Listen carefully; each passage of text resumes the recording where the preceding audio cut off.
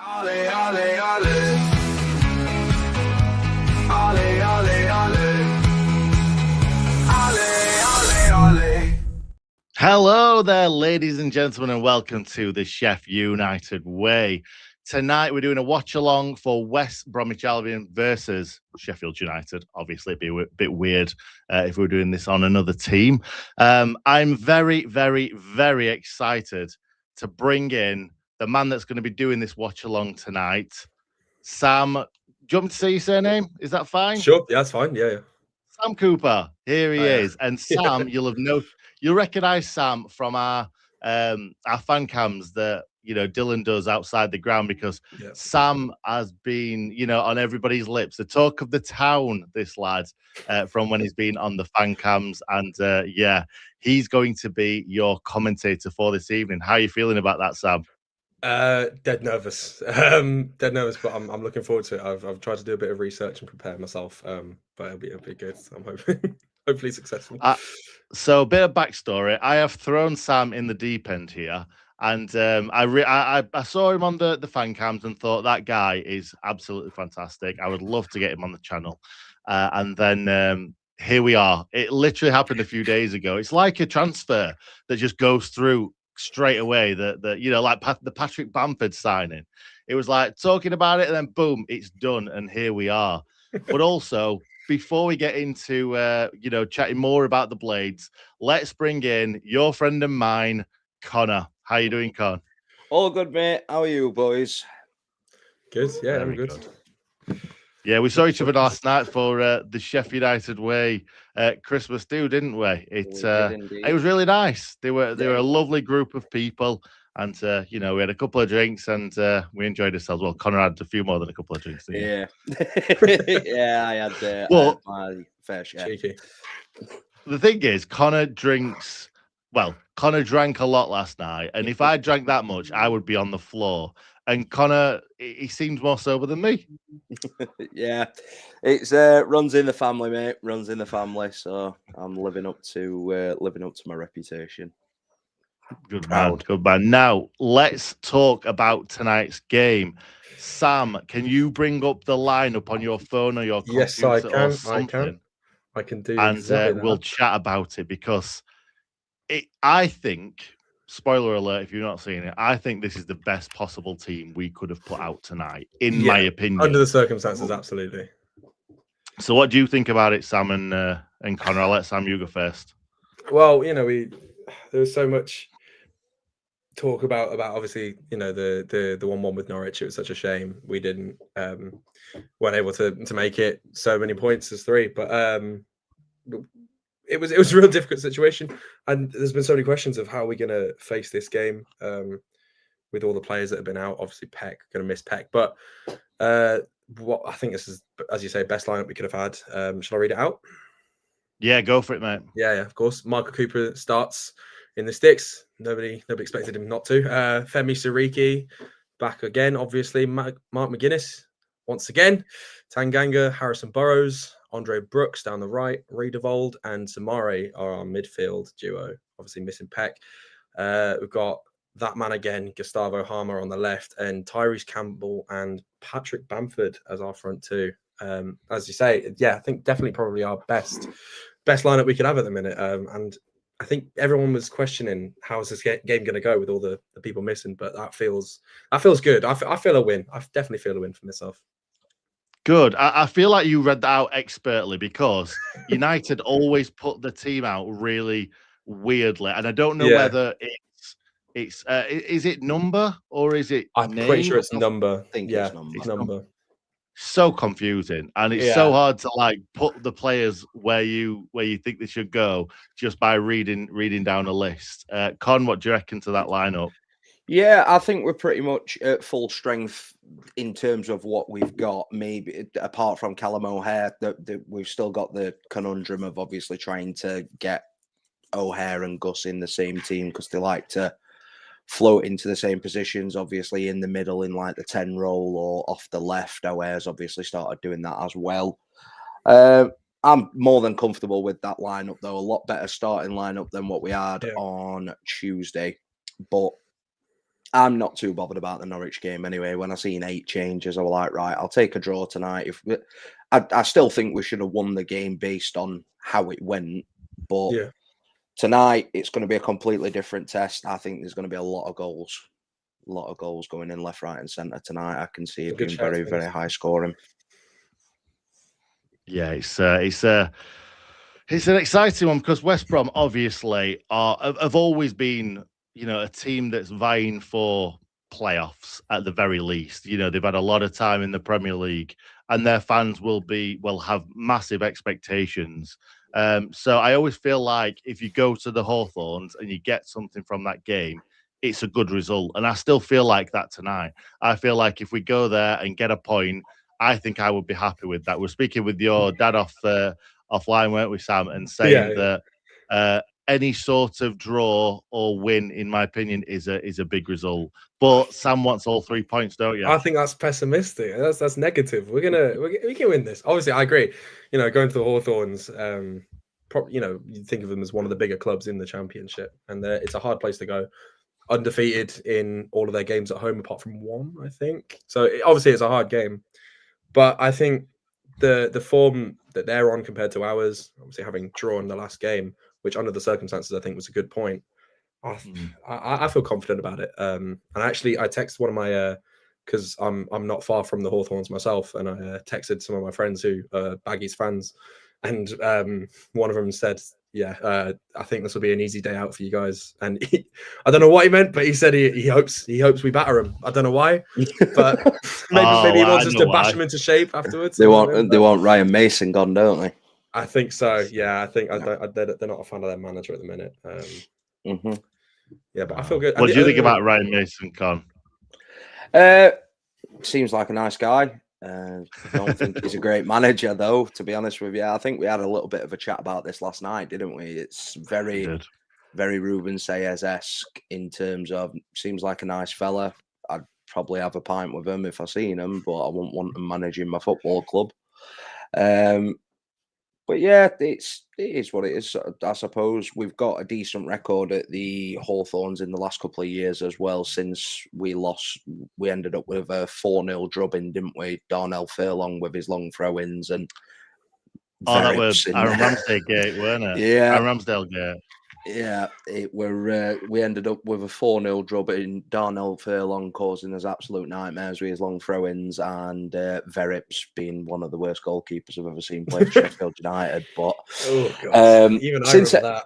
Yeah, since then we've had a fantastic record against them, though, especially under Hecky. I remember Illiman and McBurnie tore them apart when we played them in an early kickoff on a Saturday one week. I think it was. And we seem to have an half decent record against them compared to how we used to play against them when I was younger as well. We always used to get beat at the Hawthorns constantly. We never ever used to win. We used to lose 2-0 every time we played them. So yeah, it's nice. I'm confident for tonight. I think with the way that we're playing at the moment, we can definitely beat any team in this league. I'm not dreading the fixture list like what I were a couple of weeks ago. I just wanted this season to end, and I've got some hope again now. We're playing good football, so hopefully we'll get a result tonight. I mean, what you were saying about you think we could probably beat anyone in the league. I mean, like a few months ago we faced Coventry when we weren't in the form that we're in now, and it was 3-1. I don't think that scoreline did us any favors, but I thought it could have been much closer. It was close. The last goal obviously was just a silly last minute one, unfortunately. But no, I think we performed well against them, and now we're in the form that we're in. I think we could be competitive at any stadium at the minute. And just as long as we've got, football's so much about luck as well. People getting injured and that sort of thing. So we've had a tough last game, but I think when we've got everything going together, we're doing all right, I suppose. I think we can win anything really if we try. Yeah, we've got a great team on paper as well, haven't we? And finally realizing what they can do. And last season obviously we were winning a lot of games of football. We were very effective, but it's a I'm not saying it's a completely different team, but there's a lot of new faces in the building, and it's nice to see us start winning games of football finally. And yeah, I think it would have been an easier day at the office, obviously, if we didn't have to change 8 players in the last game. And I think we'd have got that win, and we'd have been on 5 wins in a row now, going into 6. And with West Brom losing a couple of games recently, I think that we'd have been not exactly maybe not favourites to win this game, but we would have been going into it a lot more confident. I think we're a little bit more pessimistic now. Obviously, I've said that I think I'll take a draw. But whilst we're talking about that, Leon's put on in the comments score predictions, lads. So I'm going to just drop out the stream for a second and let you two lads have a bit of a chat about what you think this game's going to be. Yeah, No worries. Cool. Sam, I'll let you go first, mate, if you want to go. Well, yeah, as I say, I think people that know me know I like to be positive. And I don't think this team is negative, as I was just saying. The lineup's good. Everybody went to the Norwich game confident, and I think that's fair. And then the lineup came out, and everybody was thinking, "Oh, never mind. Who knows what could happen now." But this one's good, and I'm looking at the bench actually as well. And it's another half team that's pretty decent coming off the bench. So you got Arblaster, obviously. We know what he can do when he's fit, if he'll ever be fully fit. Hopefully he will. Yeah. Chong was great, and O'Hare, form of his life, I think. So I reckon we've got the energy and the legs and the quality to do this in a 2-1. I think 2-1's good. As I understand it, West Brom like to score goals, but I think 2-1's a good way to go for us. If we're being nice and grounded, not too crazy with it, 2-1's good. Yeah, it's a fair prediction, mate, and mine's not too dissimilar. I do think that we have got the quality to be able to score 3 tonight. Yeah. I think I do worry about the midfield a bit in terms of the way that we've been playing recently. Soumare instead of Peckett is a big difference, and we have been a very high energy midfield recently, and we've been pressing teams to death. Yeah. And I don't think we're going to be able to do that as effectively with Soumare in the team. However, of course, we have got legs coming off the bench as well. Cannon is obviously showing himself to have a work rate now. Yeah. O'Hare, one of the busiest players in the league. And I think he is carrying a little bit of a knock, which is why he's not starting tonight. But I think we'll have enough to get it done tonight, and I think it'll be 3-1. I think we'll score early, and we'll put these to the sword. I wouldn't be surprised to see it 3-2, but I think 3-1, and we'll put these to the sword. Yeah. As you're saying about Soumare, Tom said, need Soumare to be better tonight. I think a calming presence like Gyro alongside him will help him. I think that's right. I mean, I was saying a couple nights ago that, me and my dad have these discussions where, we said that Peck is obviously a great talent, but bringing in Gyro has really grounded him and given that presence alongside him. And I feel like it gives Peck to the freedom of what he wants to do a bit more and be more dangerous. And Gyro is really just this bit of a brick wall that can, if Peck falls, he's there to pick him up. So hopefully he can be that for Soumare. I think Soumare is actually a good bit of a talent. I think he's a bit leggy. Feels like he's really not, found his craft just yet, but he's got the potential, I think. And if he's so tall, if he oversteps, he's miles off the ball already. Yeah. But I think he seems to get himself stuck in and get in between the player and the 100%. Ball. And that's kind of what you want if you just want to break up their play. Yeah. You said 3-1, and so did this person saying 3-1. Yeah. Fancy us to get an early goal. Yeah, clearly. But yeah, I do agree with you, to be fair, Sam. There is a player in Soumare. I just think he's missing a yard of pace for what you'd expect in the Championship. Once he gets beaten, it's very difficult for him to be able to get back in. And because of the way that he plays, he does sometimes overcommit and gets himself in trouble if he doesn't win the ball. Thankfully, a lot of the time he does. I know against Norwich he did struggle a little bit, but I've seen some good performances from Soumare this season as well. Yeah. So I'm not too disheartened with him being in the team. I just want him. I do want him to play well tonight, and I think with Gyro next to him in the midfield, there's a lot of presence in there, and there's there's a there's a lot of legs, not in terms of pace from Soumare, but his legs must be about 25 foot long. So Yeah, he's it seems that way. It's a bit giraffe, isn't he? yeah, he definitely is. Looks like Bambi on ice sometimes, but when he gets stuck Yeah.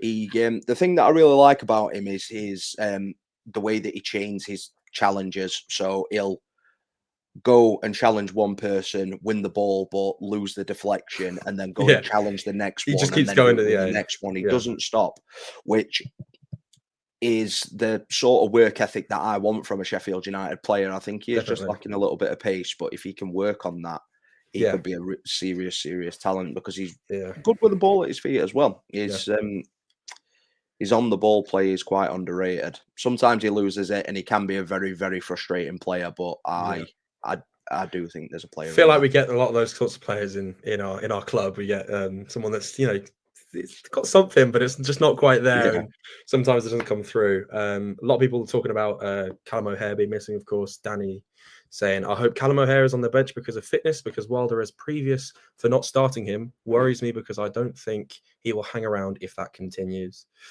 What do you think about Callum O'Hare on the bench? Yeah, so there is rumblings that he's got a little bit of a knock at the moment, and I do think that is true, and I hope it's true. I don't think we're going to see the same story of Wilder not playing O'Hare like he did last season. I think he has come out himself and said that O'Hare has been the best player that we have had this season, and he's not somebody to me that will drop the best player because of favourites. Don't get me wrong, he has got previous for doing it. Of course, yeah. Then you've also got to bear in mind that his direct competition, if we can't get them to play in the same system, is Gustavo Heymar, who is arguably the best player in the championship. So Exactly. it's some big competition. But it's a good problem to have, as me and my dad always say. 100%. I don't mind it at all if we've got Callum O'Hare coming off the bench for the last half an hour, or Gus coming off the bench for the last half an hour in like alternate roles.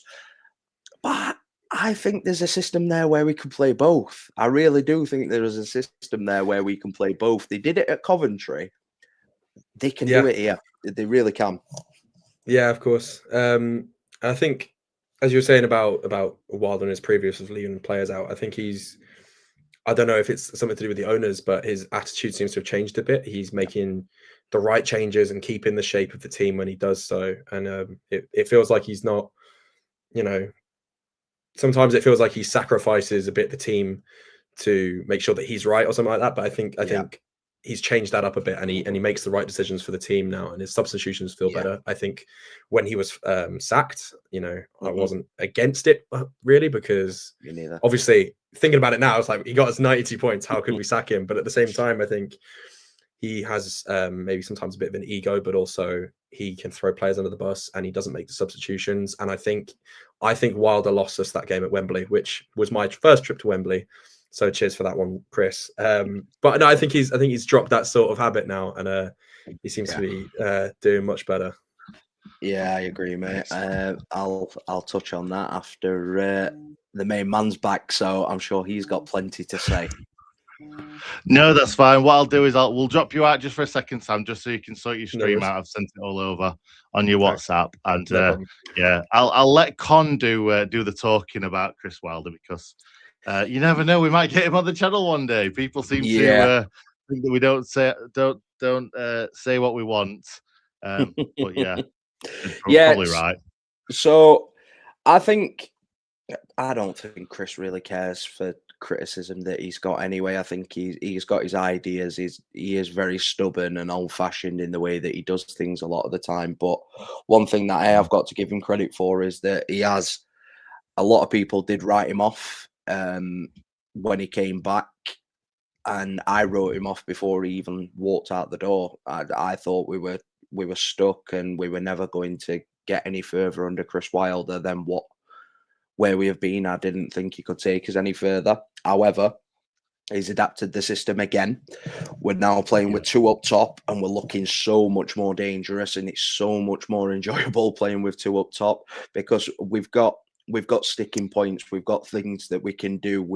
We can change the systems when it's Cannon and Ings playing up top. They're both running in behind constantly. They're both trying to cause problems. If we've got Bamford up top, Bamford's dragging people into the channels. He's holding the ball up. The only thing that frustrates me with Bamford is how easily he goes down sometimes, because he goes down looking for free kicks to get as high up the pitch. But referees have twigged on to the way that he plays, and sometimes he doesn't get as many as what he'd want. But I don't think he does get fouled a lot of the time. But you've got to give Chris massive credit for what he's done. It's the Lazarus effect again. He's come back and he's dragged us from the mire in the worst ever championship season start for any team, and he's got us looking like a competitive team again that could beat any team on their day. So I was in the camp that wanted him gone, and I wanted to go in a different direction. I didn't think Ruben Sayers was the right man, but I will just say that I thought there were a lot better candidates out there, but the past is the past. He's come back, done the club a favour, because if I'm not no football manager, but if I was in that situation personally and the club had have asked me to come back after getting rid of me, after getting 92 points and getting to Wembley, they wouldn't have got the same answer from me. They'd have got told to where to shove it, basically. So he's swallowed his pride because he loves the club.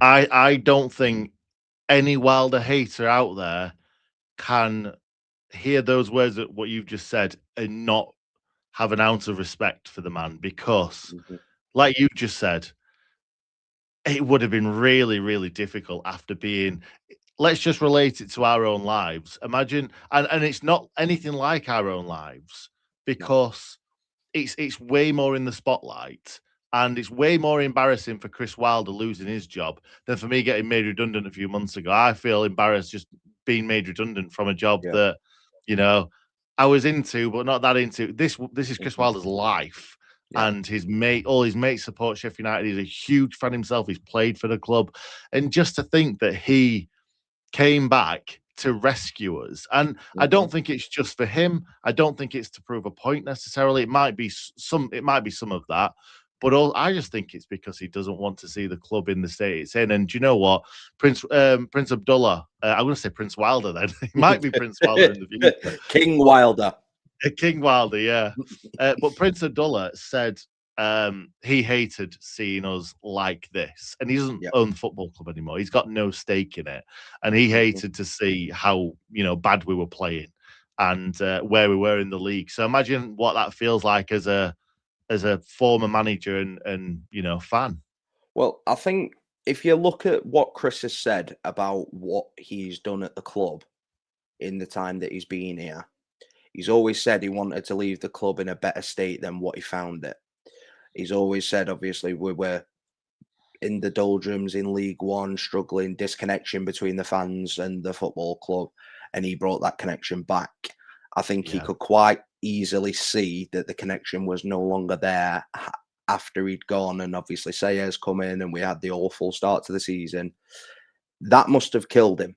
It must have really, really hurt him, the fact that 5-6 years had gone into the work that he'd done, and basically we'd gone back to square one. Yeah, fair enough, we were in the championship, but we were basically back to square one in terms of the relationship with the club and the fans and the feel-good factor around the place. And it feels like he's bringing that back again. One thing that he does know how to do that no other manager will ever be able to do on the level that he can is understand the supporters and understand the emotion that goes into supporting Sheffield United and what the club means to people that in the city, outside of the city now, because we've got a bigger international profile as well.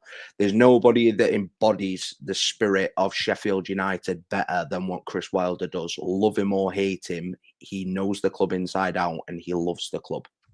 Whether you like him or not, you cannot deny that. No person, even Wednesday fans, they say it about him, hate him, but they'd love to have somebody like him at the club because he just gets it. And that is what he means to Sheffield United, and he's always going to have a special place in this club's like history and heart, if you will. But there also needs to be a plan for after Chris Wilder is no longer here, which is going to be. It's not too far away. It's 2 years away. It's not far at all. Just to confirm, he's not dying. He's No, very much... no, he's very much alive and kicking. But he's not, I had to say that it was too. I teed you up there. Yeah. Big shout out to Noah. Can't make this one, but the boys have got you, Noah, mate. It's it's good to have you in the stream. Thank you very much for dropping by. David Vinter as well. David Vinter, lovely man. Takes his grandson to as many games as he possibly can. And unfortunately you got to miss this one, David, but we'll see you through. Don't worry about that one. I think it's time to bring Sam back in. Give me a thumbs up, Sam. Yeah, here we go. Sam's back, and I'm going to pop him over here where he rightly belongs, because in 3 minutes' time, we're going to be leaving you all to your own, Sam. So everybody in the comments, show Sam, as they say, as the streamers say, spam something in the comments. Connor, you're younger than me. Actually, Sam, you're younger than me. What do you say these days? Spam W in the chat, innit? Something like that. Can be. Just don't be mean to me. That's all I can ask us. Yeah, I were trying to scroll through my younger brother's vernacular for quite a while there, and I was scrambling. But I got there. We've got a W already. Love that. I sort of love it. But hopefully that W means that the Blades are going to win today as well, because it's I don't know. I don't like these Friday night kickoffs, in all honesty. I like a Saturday 3 p.m, but it means that we wouldn't be doing one of these otherwise, because obviously we all live in this country and none of us are naughty boys. Hal could do them. Hal's in the comments. Hal should be jumping in right now, shouldn't he, really? Outrageous. Fantastic. Anyway, I've not watched any of this build-up. Let us know in the comments what is going on. What are they saying about everything? I'm really excited to see what this team's got to offer. Obviously, we're missing Peck, which Connor is devastated about, because you love City Peck, don't you, Connor? So I genuinely am at this point. Like, I've been one of City Peck's biggest detractors this season. I'll be honest. I've never seen, even last season, I never really saw what other people seen in him. But these last couple of weeks, he has definitely proven me wrong. I can see that there is a player in there now, and there is ability there.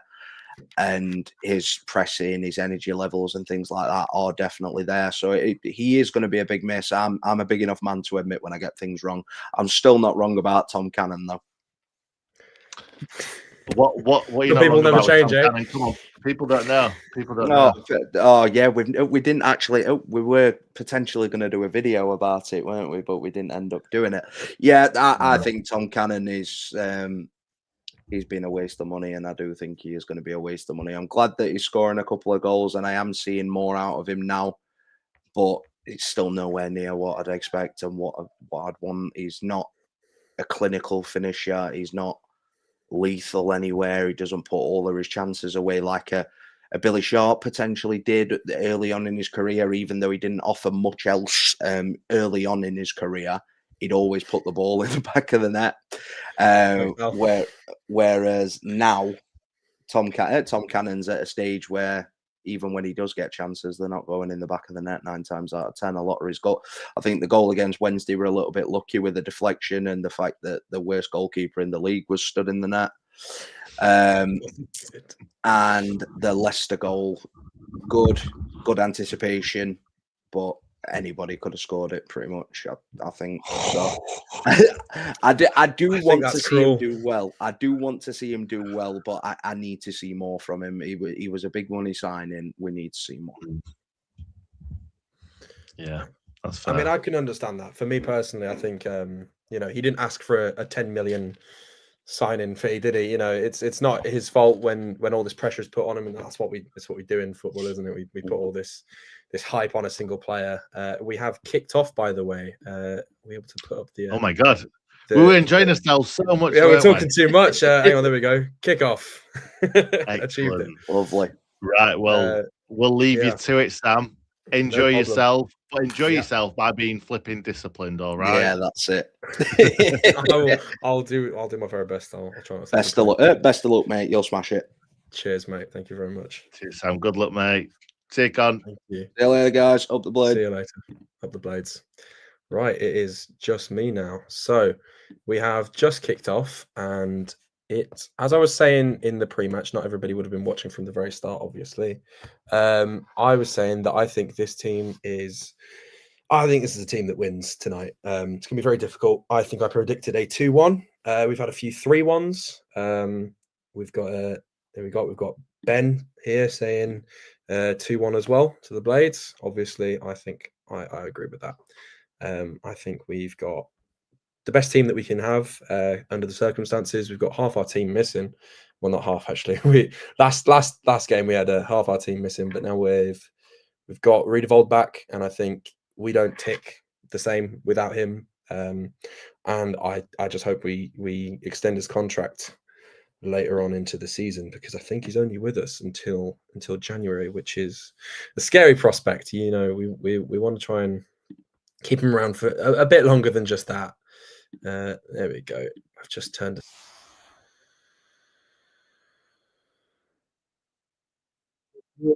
a scrappy 1-0 win. I think I'm going to take it. I'm going to take 3 points any way that we get it. I don't think that's unlikely. I feel like a 2-goal difference might be asking a bit too much of us. We had incredible momentum, and it's faded away a bit now. But you know, I think we can go far with this one. We are just 2 minutes 15 seconds in. So anybody that wants to make sure that they are all synced up with the stream, that's where we're at. So come on, Blades, says Ethan. Absolutely. We need all the support we can get these days. Actually, no, that's too negative. A couple months ago, sure, all the support we can get, but now we're a very good team. I think teams do worry about playing us. We've had another message from Hal. Of course, I'll take a draw, to be honest. But when you look at the squad, we should actually win. I think that's absolutely right. Looking at the West Brom squad, I've got them up on my phone so I can keep a good look on that. They've got.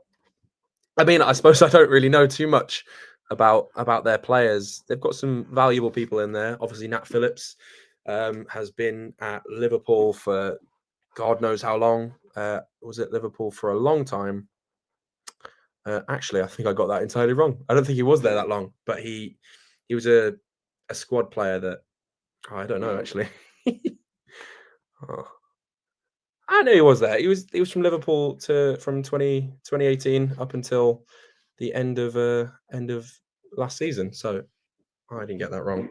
He's been there for a long time. Premier League quality, maybe. He didn't really play much, but I think he's something that's been a big part of their defense so far.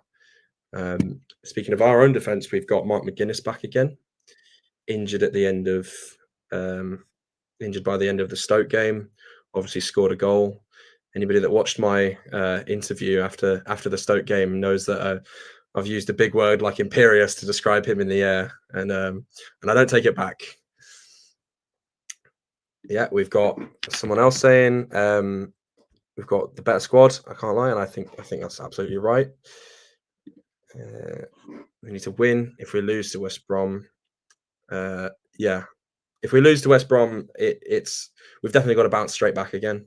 The win tonight is important, but it just doubles the importance of it if we lose tonight. But I don't think we will. I think we're feeling quite confident generally. John saying I would definitely have started O'Hare and McCallum if they're fully fit. I'm not sure about fitness for either of them. As Connor was saying, there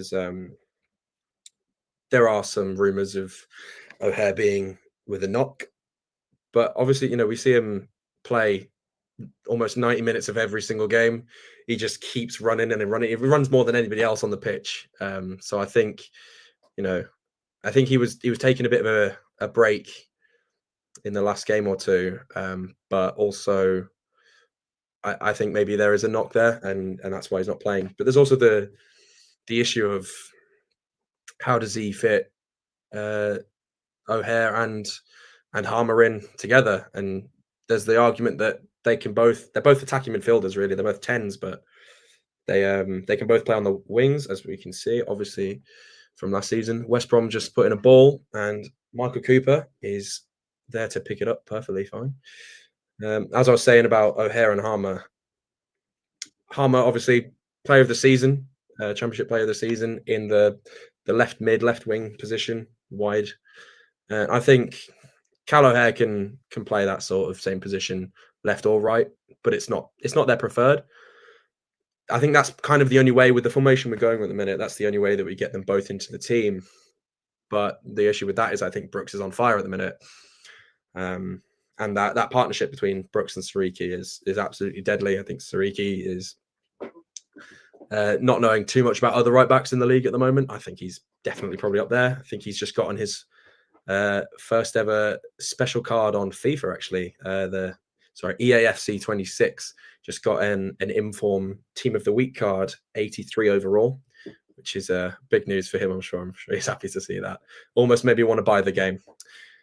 But I think it's a good problem to have, to not know who we have to come in, because there's too many players, which is a good issue. Hal says, feels like we've been linked with half this West Brom Albion squad at one time or another. Mepham, Mikey Johnston, Phillips, Mowat, absolutely. Mepham, I think I would have liked Mepham last season. We got Harry Suter, who we loved, and then obviously disaster strikes, as it always does in football, as it always does at Bramall Lane, apparently. It feels like we've got a run going through the middle. Campbell's on it. Harmer has a shot. Unfortunately, it's saved. But it's a good little run there. Campbell making the run, picks up the ball off a tackle from Soumare, I think, and he does the defender in, but Harmer gets on the end of the ball and aims for top right corner, but we've got a keeper makes a good save. As I was saying, yeah, Mepham, I would have liked Mepham, I think, when we lost Suter to injury, but you know, we had Holden. Holden was a great entry, I think. Got a corner coming in. It's deflected away by Albion heads. It's playing with it around on the edge. A ball in from Brooks. Oh, great header from who's that? Imperious Mark McGuinness, I think that was. Yeah. Unfortunately, it goes straight into the hands of the keeper, but once again, he's reached it first, as he always does. He's absolutely massive, and he's got quite a leap on him. Speaking of leaps and speaking of fitness, as I was already earlier, Sam McCallum missing on the left back. I don't know if he's injured or not. I think maybe it's a part of O'Hare and McCallum seem to go well together, and same with Siriki and Brooks. Maybe because we've got Harmer starting. Harmer and Burrows have that partnership from last season. In fact, I think there's loads of behind the scenes footage where they're talking about each other as their partners, you know, their winging partners. So I reckon it's not so much about the individual performances from Chris. I think it's like a, you know, he's trying to make sure that the team gels. And I think that's a big problem that we had at the start of the season with Sayers. I wasn't upset about Sayers coming in. You know, he seemed like he could be a new young signing that might do something well for us. But unfortunately, we had a team of players that didn't know each other. We lost a few from last season, and then the owners, you know, that's a point of discussion. In the box with the ball, Campbell unfortunately can't put it anywhere. It's bouncing around. We've got no context. Wilder says Harmer should have put that one away. I think maybe he could have done better with it. Wasn't a brilliant save. Keeper did his job, but it's, you know, it's early doors, isn't it? And I think we can make a difference at the front here. It's a brilliant seeing the chance again. actually, yeah, seeing the replay of that chance, I think Harmer it curves towards the keeper actually, and I think it definitely should have done much better with that. Brilliant tackle from Soumare and brilliant touch from Campbell as well. Ball bobbles around in the West Brom box, but it's cleared away. Ben says, good to see Riedewald back in the team after illness and maybe have Matos play alongside him. Also, I would have Riedewald as captain, even though Tanganga is great what he does. But for me, Riedewald would be captain because he's calm and collected in what he does in midfield up the blades. I think that's a good shout. I think Tanganga has been a great player. In terms of a captain, I don't know if I see much of that. I don't know if I see much of him captaining the side. I don't know. He doesn't seem to be too vocal. Obviously, he goes and talks to the referees, as the captains do. But I think Riedewald could be another good shout, both with Premier League experience, and they've both obviously made a huge difference in our team recently. So I think that's a great idea. Perhaps we could give that a test. Message from Joss Marshall saying, thoughts on Bamford so far? I think Bamford, polarizing figure for Sheffield United, of course. As a fan base, we're not big fans of Leeds. Of course, Bamford was at Leeds for quite a while. A bit of a cult hero for them. I looked over his stats there, and I realized he actually didn't score that many. A big deflection coming off Harmer's head, nearly goes into the goal. That's a poor clearance from the goalkeeper. Aims it straight at Harmer's head, and it almost bounces from about 40 yards out into the back of the net, but it just curls wide. And scrappy, it's been cleared. Albion now on the front forward, and it's cleared away by Cooper. Counter-attack has been diffused. Back to Bamford. I think he's come in. He's been a great character. He's said some really good things. He's very good to listen to as a interviewee, and he speaks well, and he's apologized. Clearly, he's got a good relationship with Wilder, and Wilder wouldn't bring him in if he didn't think he was valuable. I saw that we'd signed him, which was just the craziest shock thing. I hadn't actually seen any links. I just saw that we'd signed him one day, and so I actually got quite excited. And yeah, he's done well. I realized he actually hadn't scored as many goals for Leeds as I thought, but I think he's already been a great part of the team, and he's brought some confidence, some stability. He's done a lot for us. There it is again. Harmer nearly heads it into the net. That would have been a record-breaking headed goal. That's as it actually happens. I was watching the pre-match stats on Sky, and it said that West Brom are top of the league for conceding goals from errors, which is seven errors that have led to goals for West Brom, and that feels quite familiar for us Blades players recently. But I think we've turned the tide on that. We seemed a bit headless chicken at the start of the season, but we've changed. LCH says great start. I think that's definitely right. We've only had 14% or a couple of minutes ago it said there's only 14% of the play had taken part in our half. Obviously only so far into it. We're currently at 14 minutes on the dot for any people wanting to sync up with us.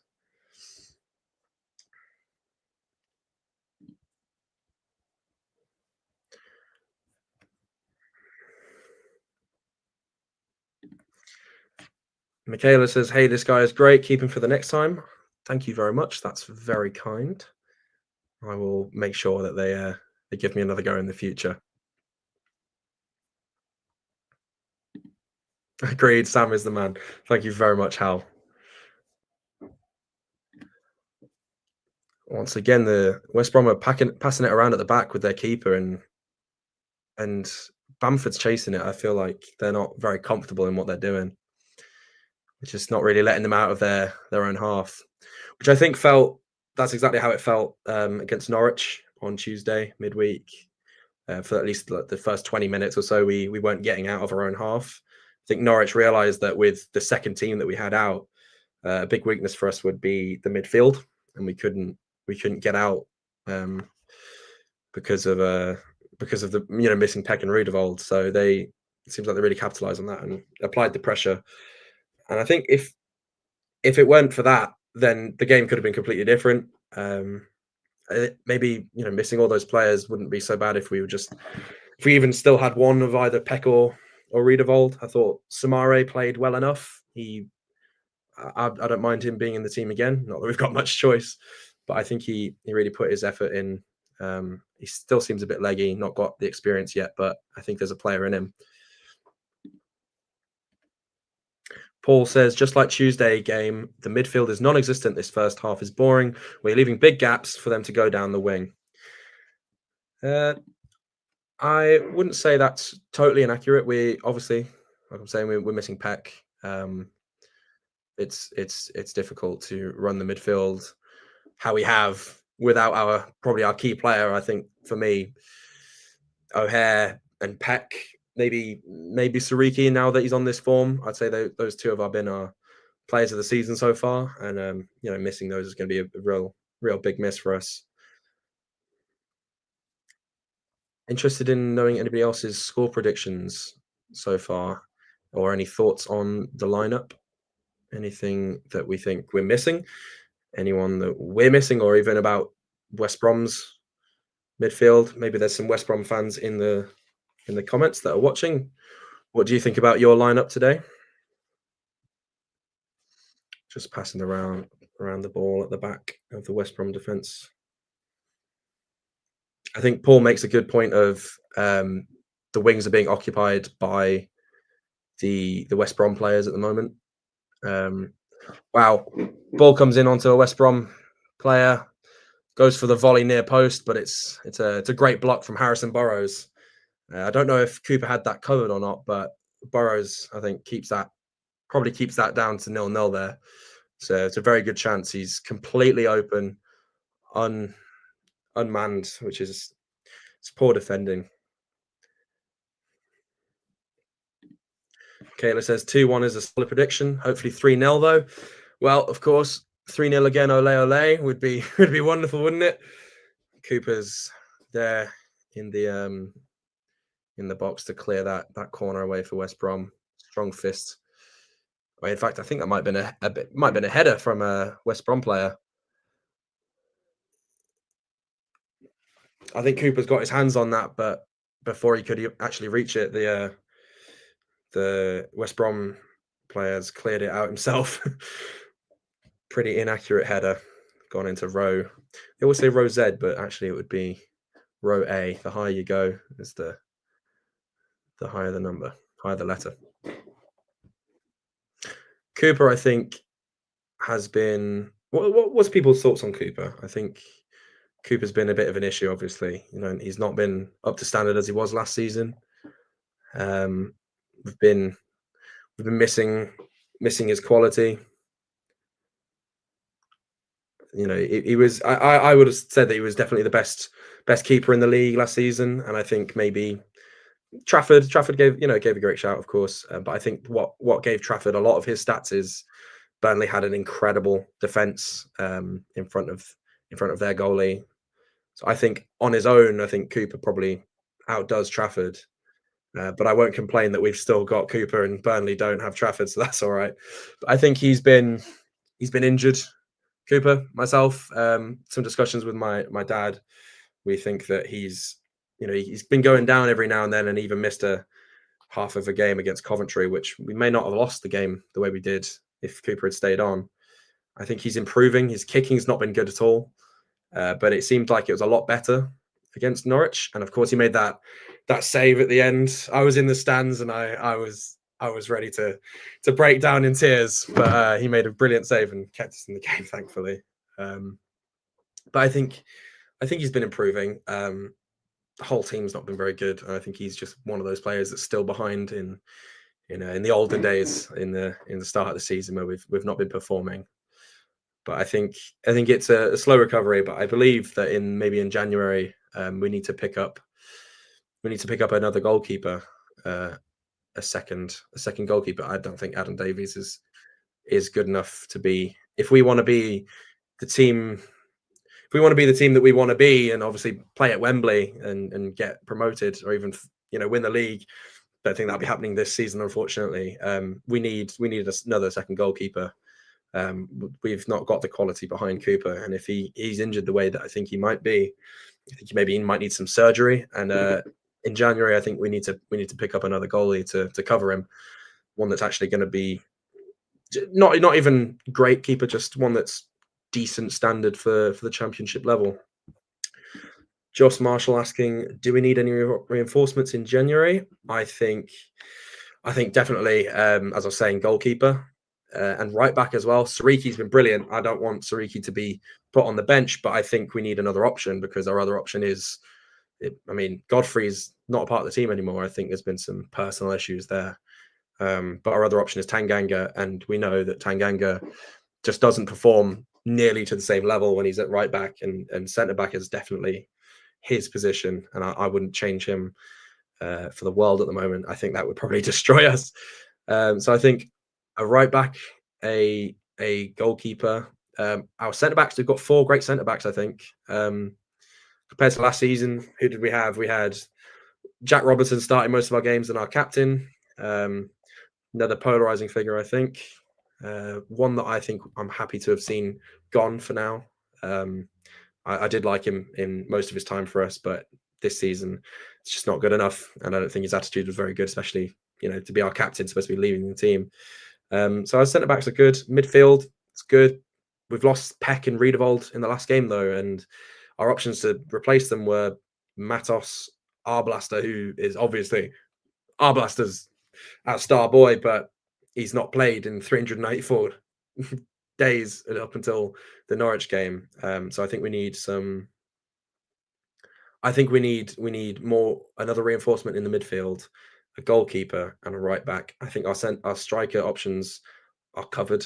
I think Bamford, Ings, Campbell, Cannon's even starting to apply some pressure to other teams, and I know a lot of people aren't a fan of Cannon, and I think it was probably we overpaid for him, but he didn't ask for that price on his head. He didn't ask for all the pressure that we put on him as fans, and I think we've not been playing a system that works for him. He seems to work much better in a 2-striker system, which we're doing now, and he scored a few goals, so that shows you.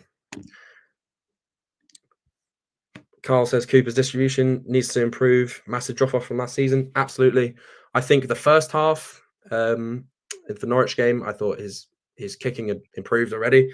But there's something, clearly, as I say, I think there's something wrong. I think maybe when he's taking the kick, I don't know what foot is his preferred foot, but he doesn't seem to want to put his weight on, I think, his left leg. And if he's right-footed, which he probably is, then I imagine he's uncomfortable in taking those kicks. So I think that's probably a big part of it, which is why I think we need another goalkeeper.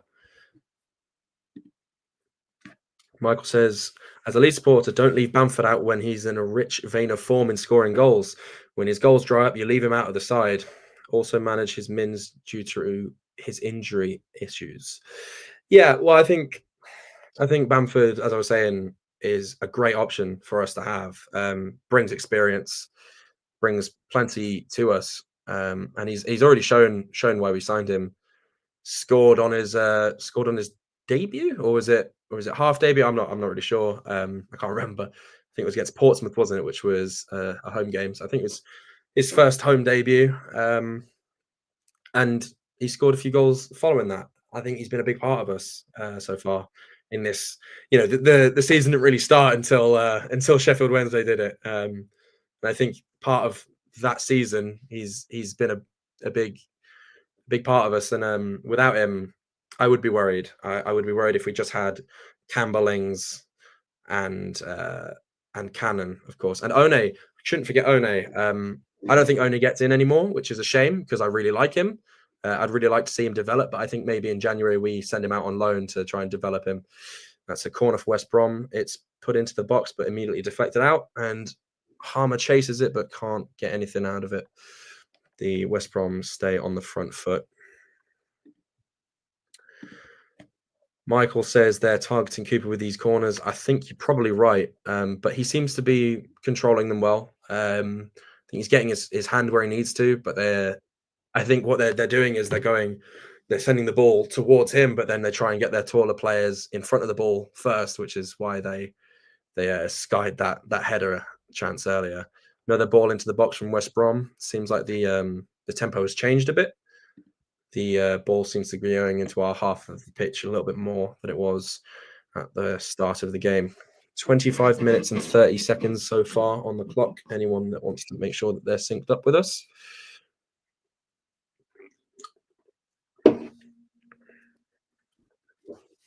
So I opened up that question from earlier about reinforcements in January.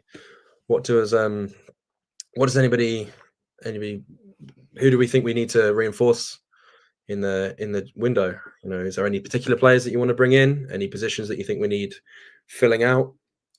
I'd like to hear some opinions.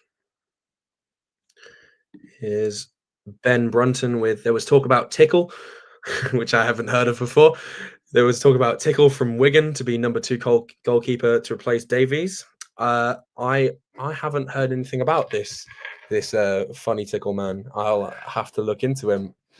But I mean, if he's being linked, hopefully that means that he's, you know, of some quality. I don't know if I think that Davies would be all right in League One. I believe that's where Wigan are. I think he might be able to do something of a job, you know, a mid-table League One keeper, but I really don't think he's championship quality. Obviously, he's a Wales international, but I don't think he even starts for Wales anyway. But you know, I don't like to say things unpleasant about. I don't like to be mean about Blades players or any player from any club unless I have real good reason to dislike them. But I think he's far off the quality in this league. A West Brom free kick, they float it into the Blades box. It's cleared away, but it's been picked up again by West Brom. Another cross into the box, but Sariki's done really well to clear that out, and he's fouled on his way outside of the box. That's all right. We dealt with that. Hal, thank you for the stats there, my friend. Sam Tickle, 23 years old, would be a good signing in my opinion. Wow, I'm gonna get him up on my phone. See what we can see. 18 matches so far for Wigan. 23 years old, as you say, young man. Michael Cooper's quite a young man himself, which is good to have in a goalkeeper. Obviously, that means he'll be going for years to come. He's 26, Michael Cooper. Sam Tickle, obviously, great first name. And he's gotten 5 clean sheets so far in the league, in League One, in a team that have only won 6 games. They're 11th, got 6 wins, 7 draws, and 5 losses. So perhaps you could take that as a sign that he's done well for them at the back there. I don't know. I'll have to look into him when I've got the time.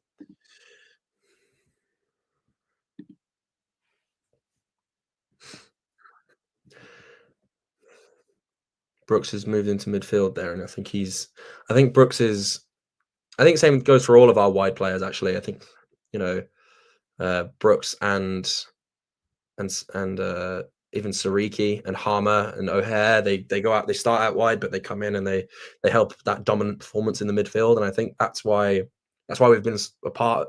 It's a big hand as to why we've been so dominant in the mid. But obviously, as I keep saying, you know, Peck's been a massive miss. But maybe this is the chance for Oliver Arblaster to come back and claim his spot. You know, that it's a great problem for Wilder to have so many great players as options. Obviously, when a big player goes out, that's a shame. Harrison Burrows puts a great cross into the box. Unfortunately, there's nobody on the end of it. Bamford's trying to get on, but he's marked well, I think, by Nat Phillips. Of course, talks about having quite a lot of experience.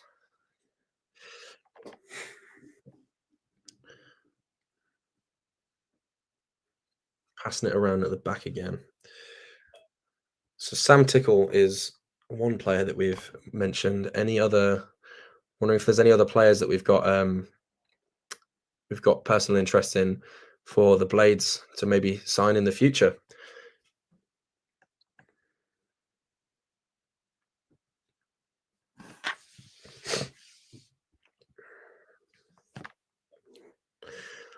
Ball's gone up to Bamford, who's wide up on the wing. He's unfortunately outmanned and is overwhelmed. The ball goes loose. Brooks tries to get on the end of it, but I thought that was a foul. He's gone down to ground. It looks like the player, West Brom player, took his foot, but apparently not. Play continues.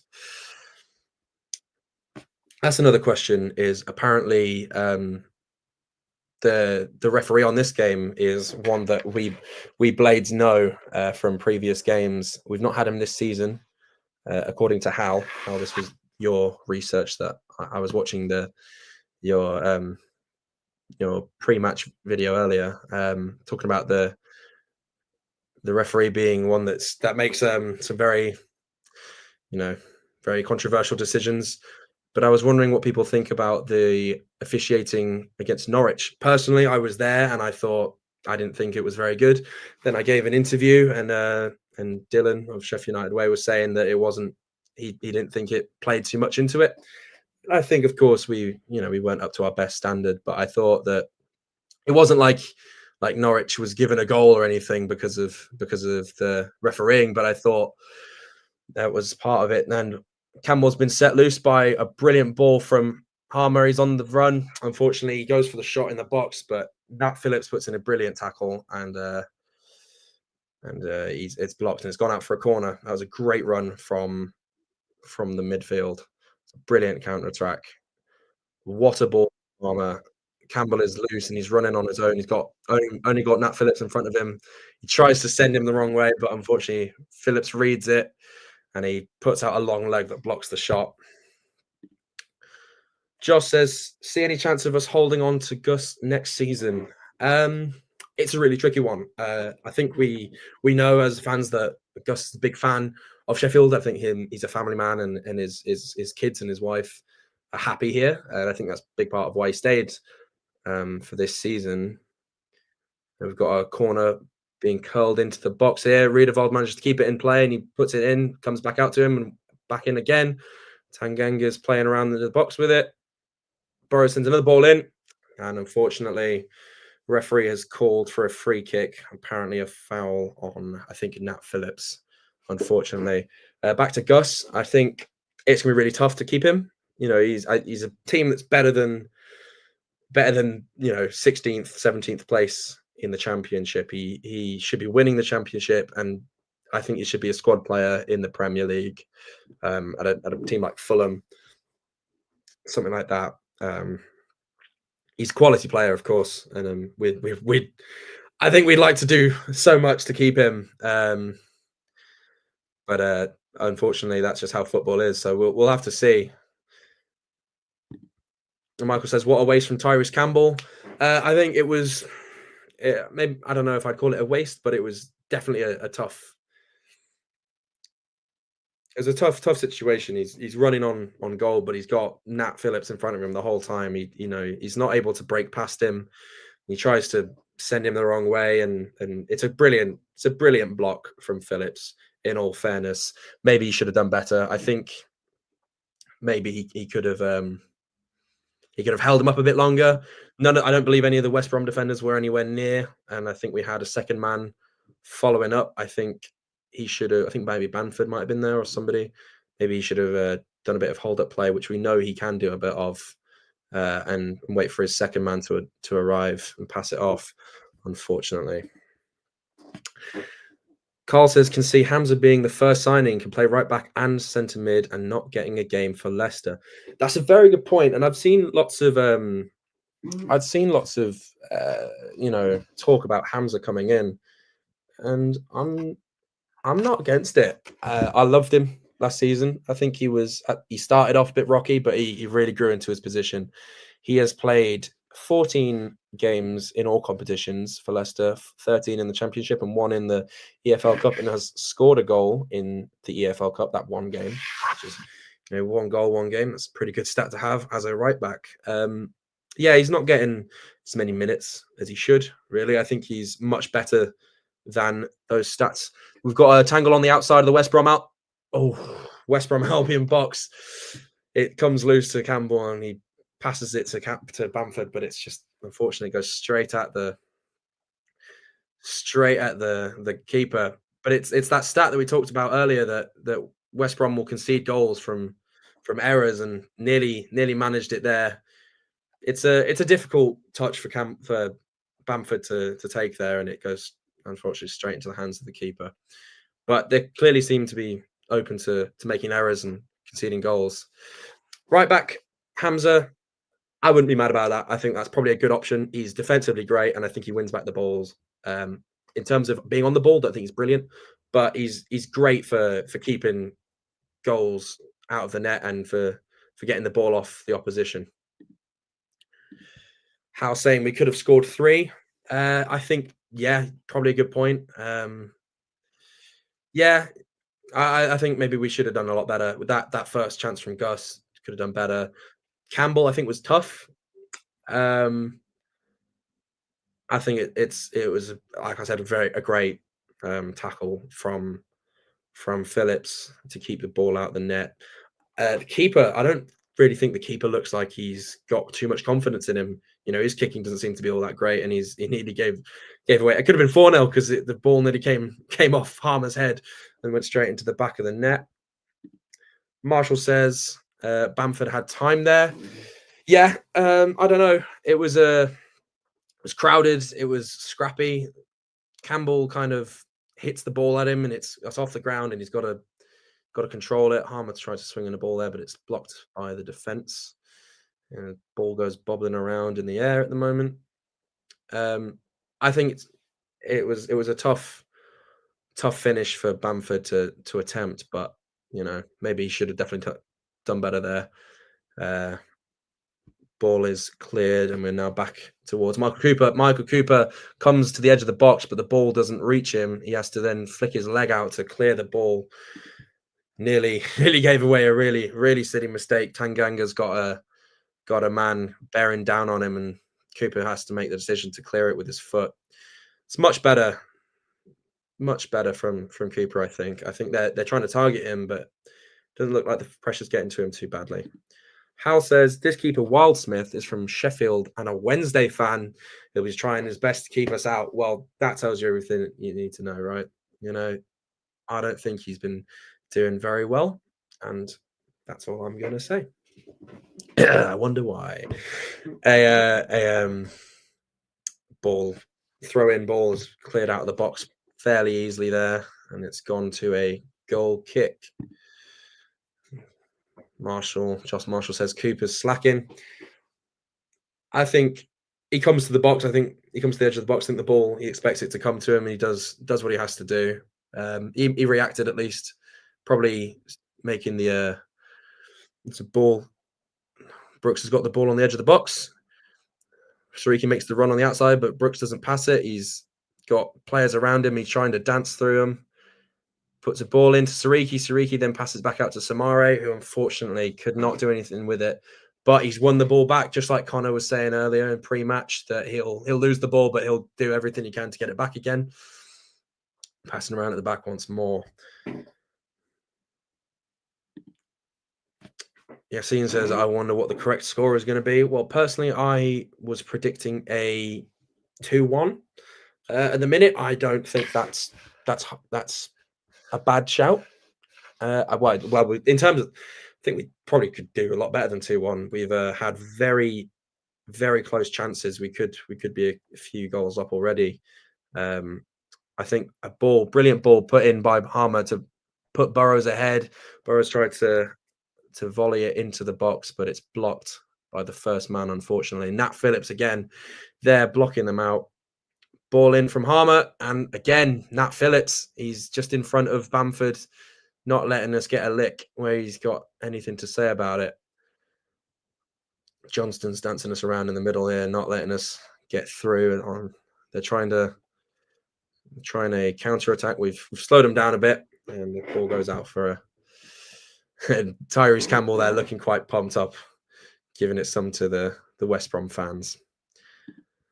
Josh Marshall says 2-0 to the Blades, and one just after half time and one between the 80th and 90th minute. Yeah, I don't really feel like we're going to score this half. Doesn't feel like we're being clinical enough. We're definitely on the front foot. I think we've got the much better chances, but it's not feeling like we're the best team just yet.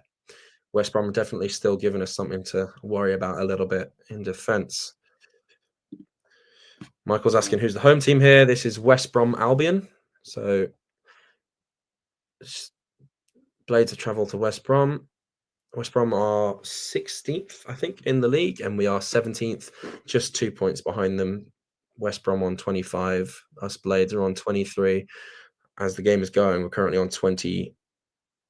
We're currently on 24, and West Brom are on 26, with the points being shared as we speak. We're on the 40th minute, 41st minute now.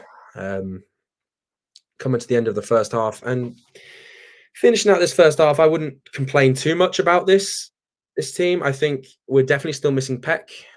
West Brom have the ball in our box. Johnston puts in a cross, but it's gone straight to Cooper's hands. It didn't really feel very threatening. It feels like West Brom can get into positions, but just like us, they're not threatening. They're not very clinical, it doesn't seem. We've made a break. And on the rebound, Campbell's put a ball into the box. It's been, I think, deflected by Nat Phillips once more.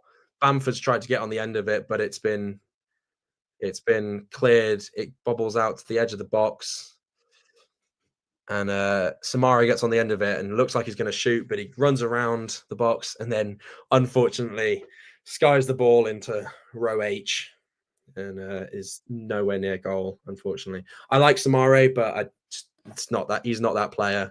The only goal that he's gotten wasn't actually a goal. It was an own goal that he got for us against Blackburn. And then, of course, Norwich, unfortunate own goal that was. I thought it was really harsh on him. He was on the wrong foot, wasn't able to change his balance, and it just went in. Nothing he could do about it. But I think West Brom have done well to keep us out. I think Nat Phillips has really carried them at the moment. Without them, probably would say that it's at least 1 or 2-0. But I think we're missing that clinical ability. We're definitely, they're on the counter attack now. They're pushing into our box. Ball in is blocked really well by Soumare, who's making up for his mistakes, as he always seems to do. He seems to, lose the ball, but then he's straight back up at it. 43 minutes in, and it's still 0-0. Josh says everything but the end product is there. I think that's definitely true. I think both teams really. I think we edged them out in terms of general play, but for the last 5, maybe even 10 minutes, West Brom have been up front. I think they've been putting more efforts into our box.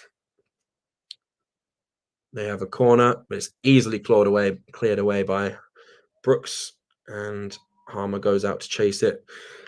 Harmer's not exactly a nimble man, but he's pretty rapid and nimble actually. He's barrel chested and he's not very tall, but he surprises you with his pace. Ball is cleared again to go for a corner for West Brom.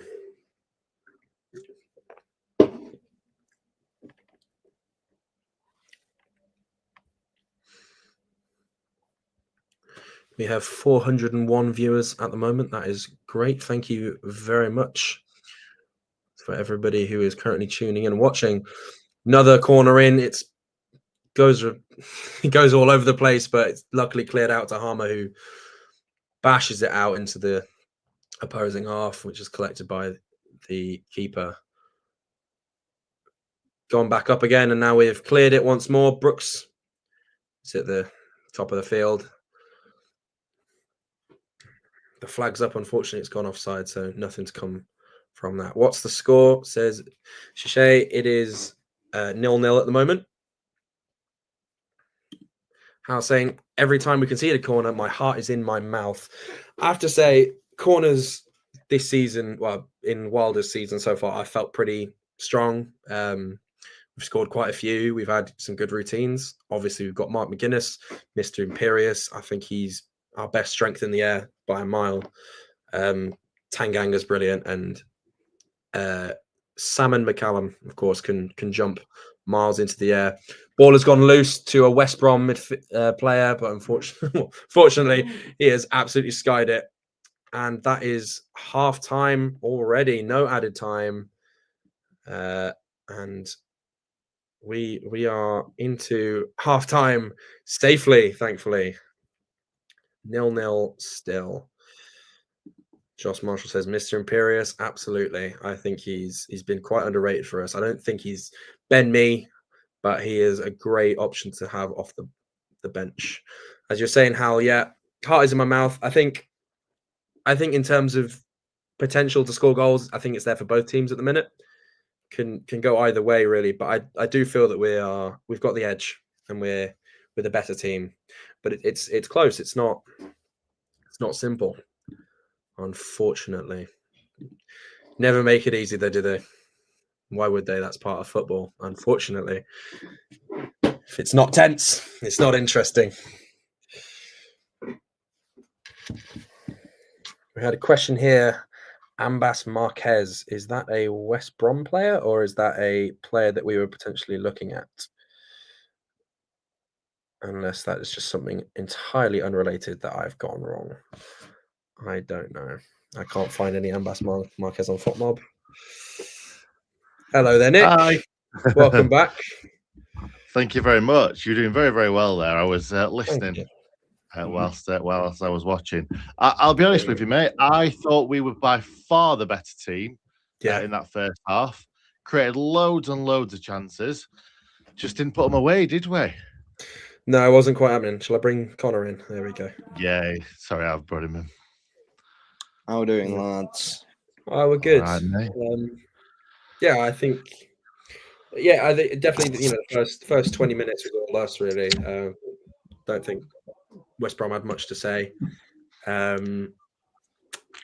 It's clearly we're missing that clinical finish. Harmer, when I saw the replay, should definitely have put that in better. I don't know if he should have gone top corner, top bins, or put it bottom, but it did curl straight at the keeper. And I think it's harsh to say that someone said that Tyrese Campbell didn't do well on that one-on-one, but it wasn't a one-on-one. In fact, Nat Phillips, I think, has been brilliant, and he's kept us out, really. I don't think that keeper's got too much to say in the way of keeping themselves in the game. I think it's been all Nat Phillips for me. Yeah, I think the only save the keeper really had to make properly was that save from Gus, and it is a good save because it's closer to him than he probably expected. So I think he's expecting to go high and wide, as in to save it, and it's kind of come just above here. It's the same with that Bamford attempt. Actually, he's pretty much curls towards him instead of away. Yeah, I think the Bamford one was a poor pass from Campbell, to be honest, because I think it was a bit too much pace on it, and it were an instinctive sort of let's just knock this towards goal rather than. I think if Bamford could have had that again, he'd have probably took a touch and had a go. But there were loads of good chances, and then right at the end, they probably had the best chance of the whole half. Right at the end, he should have put that away. To be fair, absolutely. No, I think, Connor, what's your take on those chances? I think it was a good half in total. I think we had some good opportunities. I wish Soumare just had a bit more composure when he gets into those positions, because I think he does fantastic to get to where he gets to. Obviously, he fakes the shot, dribbles into the corner, and then he's got a bit of space. He could have probably picked his man out rather than shooting. But I think it was a good half. They are there for the taking. We have pressed them and made them make mistakes. The thing that I do worry about is a lot of our players seem to be slipping again. And I've seen this a lot this season. And I don't know what it is. I don't know if the balance is just awful or... Is it like falling over? Yeah. But it happens a lot. I've noticed Matos, he seems to do it all the time. Everybody has been doing it tonight, though. It's like they're playing football on an ice rink. They're on the floor a lot. Obviously, Cooper, he nearly slipped and put us into massive trouble. Recovered well, though, and looked calm and composed, as he always does, never panics. But yeah, I think we know that West Brom, they've always got pace on the wings. That is something they have always been known for. They've got pace and trickery on the wings, and they've caused us a couple of problems every now and again. And but I think we were the better side. We were creating and playing some nice football at times. The midfield, I want to give Soumare a shout out. I think he's been fantastic so far tonight. I think he has been absolutely brilliant. Yeah, agreed. And Gyro, obviously, it's nice to have Gyro back in midfield. We just look a lot more confident and a lot calmer than what we usually do. And yeah, I can still see us winning this game, but I wouldn't be surprised.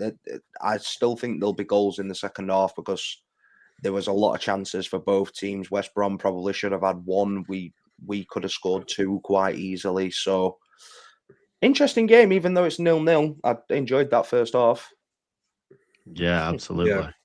We're not quite. I love Mr. Imperious because that's what when me and Hal were talking about you earlier, Sam. I called you Mr. Imperious, and I love. Oh, really?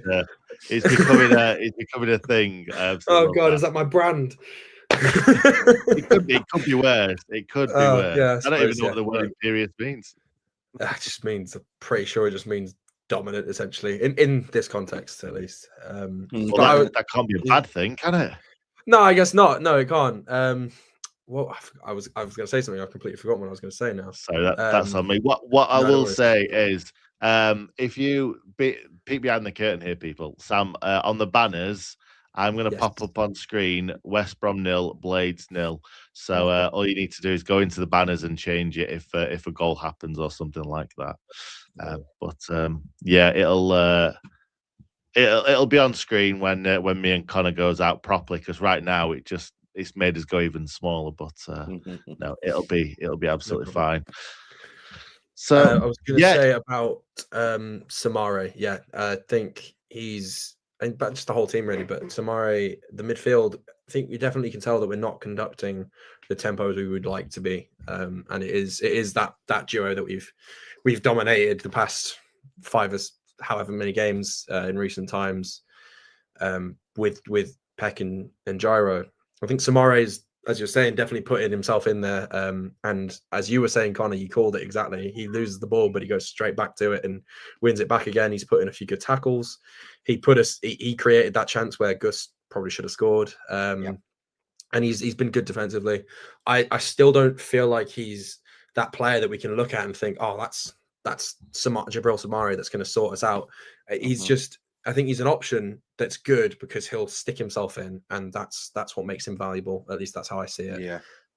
And here we've got Carl was saying this game is there for the taking. I think it's just absolutely right. I'd put Gus in the middle, take Soumare off, and put Cal on the left. I don't know about taking Soumare off. Maybe that's harsh. But as you say, he's been great. I think lots of people have been calling for Gus in the middle. I wouldn't mind it. Personally, though, if you're putting Gus in the middle, I think you have to switch to one up top. I wouldn't want Gus playing as an 8. I'd want him as a 10, and then have Soumare and Riedewald in behind him, because we've seen Gus in the middle, and we've seen it tonight. We've seen Mikey Johnston's turned him inside out a couple of times, and he's basically destined for a yellow card, I think, if we put him in as an 8 tonight, because he is very rash. He'll pull people back. He goes in for a rash challenge if he gets frustrated, and I don't mind it when he's out on the left because he's not having to do as much defensive work. Oh, I think we've lost Connor there. This is Connor's internet. He loves it every now and then. It wouldn't be a Connor stream without him going. Oh, there he is. I'm back. It wouldn't be a Connor stream without him going for a second. No, of course. So, but yeah, I long story short, I wouldn't want Gus playing as an 8. I wouldn't mind him as a 10. Get Cal on the left, but not as an 8 for me. Well, we've got George saying, I don't like Burrows defensively this game. Plus Harmer, as much as he's incredible, I don't think he brings enough width. Any thoughts on that? I'm not so sure. I think I'm worried about Burrows for a slightly different reason defensively. Mikey Johnson seems to have his number every time. And one of the last attacks was him running at Burrows. He got doubled up on and still got round Burrows on the outside. and Yeah. I think it ended up in Michael Cooper's gloves or in his midriff. Yeah, And yeah. it were a poor cross / shot. Yeah. But that was so simple to get round him. If you're going to double up on someone, you need to make sure they can't go round you either way. And that was just way too easy. And for me, I like Burrows going forward, and I think he's okay defensively when he's on form. But he's Yeah. clearly he's not this season. He's not on form. He started bad, and Yeah. he's not found the only the only really impressive piece of football from Burrows this season was that second half against Blackburn away, where he scored and created a goal, and he Yeah. looked the player that he was the season before. But I think Exactly. McCallum's just kind of shown him up a little bit this season, and McCallum is. I think McCallum was one of the ones that was ill, so Okay, I yeah, can of see course. why Burrows is playing, Yeah. but still, for me, McCallum's got to be number one. I've always said this about Burrows. I don't think he's quick enough to be a wing back or a full back or just a wide defender. I've never thought he's quick enough. I think last season suited him quite well because we were playing at a slower pace than what we are this season. This season it's very much back and forth, back and forth, back and forth, and you need to be able to have an engine, and you need recovery pace when a man gets round you. And I just don't think Burrows has got it. I've always said that I think he's a midfielder.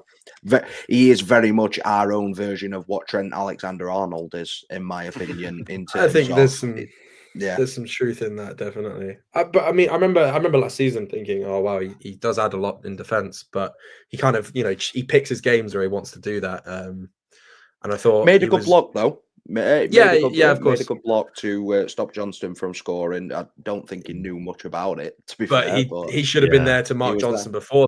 He True. was completely out of position at that time. So it's you pick your praise. And we've also got Vito here saying, "Please take Soumare off.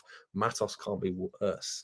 Which is this right? I want to ask a question about this because I really do think that some people just jump on the bandwagon with some players sometimes, and they hear that a player's played poorly once, and then Soumare, he's awful, blah blah. He's been one of the better players tonight. He's broke up the play in the midfield, and he's done what he is supposed to do as a defensive midfielder. Did he miss the chance that he probably should have done better with? Yeah. But he's done his job tonight, and he's done exactly what he was supposed to be doing. So I don't understand where the criticism's coming from. If you actually watch the game, he's put a good shift in. I think he's been as good of a replacement as we can get right now. For Pep. Beggars can't be choosers. Exactly, and he's put himself in it, and in the circumstances, I can't ask for anything more. I agree that he's not brilliant, but as I was saying earlier, that I think he's got something in him that can help us. And I think it's harsh to say that he needs to be taken off. And also to touch on Matos, because that was mentioned in the comment. I actually like Matos. He does, as you were saying, he ends up on the floor a lot. Mm-hmm. He's not very good on his feet. But he's got the energy, and against Norwich, I actually thought he was a great substitution. He put himself around just like Soumare does, and I think he's got a player in him. Maybe not to the same level, but he's a good squad player to have. Kind of reminds me of Osborne, actually. Just the sense that he was a player that was in and around the team. Every now and then he'd come in and he'd be brilliant, and then usually he'd just come on and be bang average at best, but was an energetic player that would get around wherever you put him. And I really like that about Osborne. So I think Matos can bring that when he needs to. Personally, I don't. Oh, go on, Nick. No, I was going to say, I hope for your sake, Sam, that Hal's not listening to you badmouth Ben Osborne, because he won't be very happy about that. I really like Ben Osborne. Well, Hal is the number one and only member of the Ben Osborne fan club. He'll have been a very happy man with his Stockport goal the other day. He's playing for Stockport these days. Yeah, he scored a beauty the other day, actually, to be fair to him. I really liked him. Like, trust me, and I thought he was a great player to come off the bench, but I wouldn't have ever wanted him to be our number one. And I thought a lot of the time, unfortunately, he didn't have too much quality. I just thought his best quality was his energy and putting himself about the pitch. So I always compare Ben Osborne to Luke O'Nien for Sunderland, not in terms of the housery, but small, diminutive player, not a lot of technical ability, but will always give you 100% every single time he's on the pitch. I could never criticize Ben Osborne for not giving effort. I could criticize him for not being, well, not criticize him as such, but he just wasn't good enough for what we needed, in my opinion. And I think it's very similar with Matos. I don't think he's a good football player. I'll be honest. I do agree with you. He puts himself about and he tries, but I just don't think he's a great player. Yeah. I was going to look at some comments. Scott saying, if this team was more selfless, we could be 2-0 up right now. Campbell to Bamford and Soumare to Brooks. This game is right there for us to take. Subs will be huge second half. I think definitely the game is there for us to take, and I think this is ours to lose. So yeah, I mean, I don't know about selflessness. I feel like I didn't really particularly notice any times where I thought we should have passed the ball when we didn't. Any thoughts from you guys? Well, yeah, that's a good point. Actually, when he probably should have done that. I actually think when Campbell went through running at Phillips, I think it was. Yeah, well, I think Bamford was in a half decent position there, but I would never say don't try and take him on Campbell, because Campbell's got all the quality in the world to do. He's got that in his locker, hasn't he? Yeah. And I think the reason why he went on his right was probably because the player probably thought he was going to go on his left. So I think he was trying to trick him there, but obviously he read him really well and defended really well. But I just realised that the match. Go on, sorry. Oh, has it started again? Yeah. Oh, right. I'll make this quick then. Campbell's had the beating of Campbell and the right-sided centre-half a couple of times tonight as well. He put ball in between them and went round them a couple of times. I want to see him doing that more because he's got the beating of them too. Absolutely. Yeah. Right. Thank you, Sam. Keep going. Game is not actually back up on my stream yet, so hopefully it comes back. That's it will be in a second. Yeah, I think it's just Sky goes slightly behind, isn't it? No problem. All right. Thank you very much, guys. Enjoy the game, lads. Up the blades. Yeah, up the blades. So we had some other things people were saying in the comments. We got Joseph saying, if it weren't for Burrows, we'd be at least a goal down. Making that block, whether or not he knew about it, I think that's definitely true.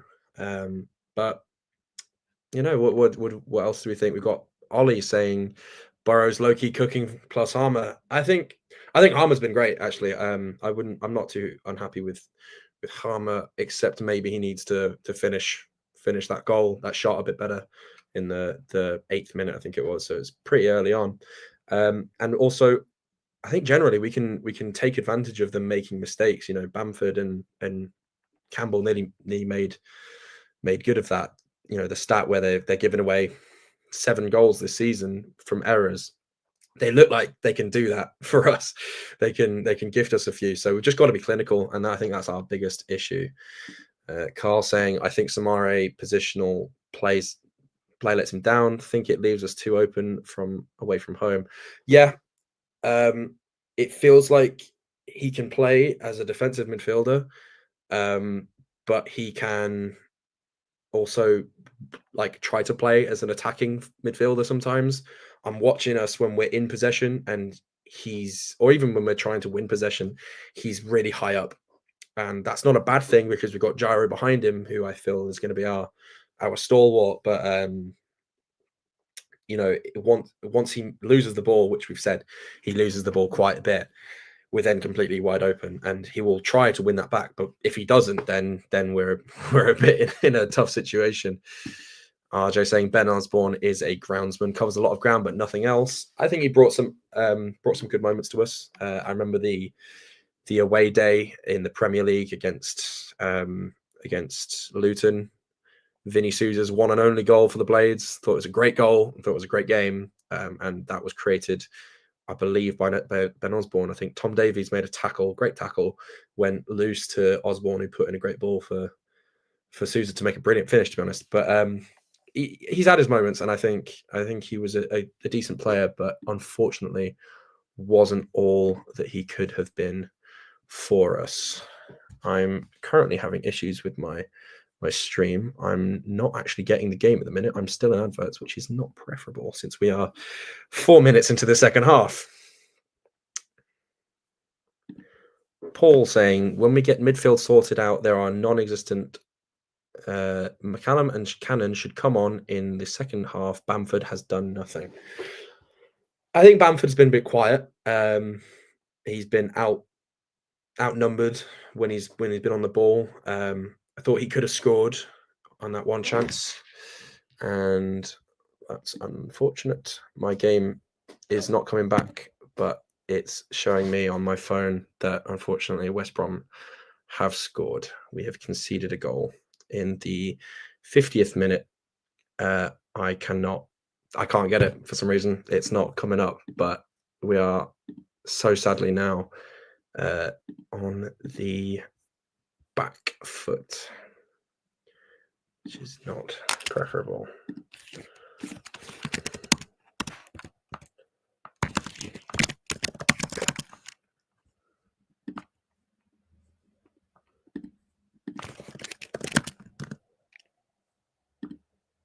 There we go.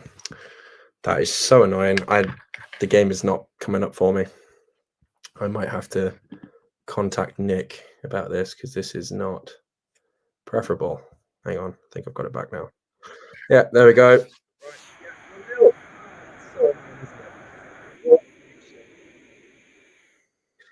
Josh Marshall says, miscommunication in the midfield there. Poor goal to concede in a game like this. Yeah, if anyone could give me a clue as to what happened, that would be really great.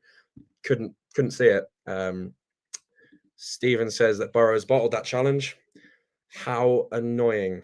And people were singing his praises. Other people were saying that he's not been very good. So what do we think about that? But that's all right. 2-1 is still on, guys. We've got someone saying Burrows is not better than McCallum. Sorry, he's good at the odd set piece, but defensively he's poor. Thankfully, I've managed to get the game back now, but that is such an annoying moment to miss. Not very helpful in terms of trying to run a watch along. Yeah, we are back. So yeah, we're gonna have to start the game behind now. This is it's so less than ideal.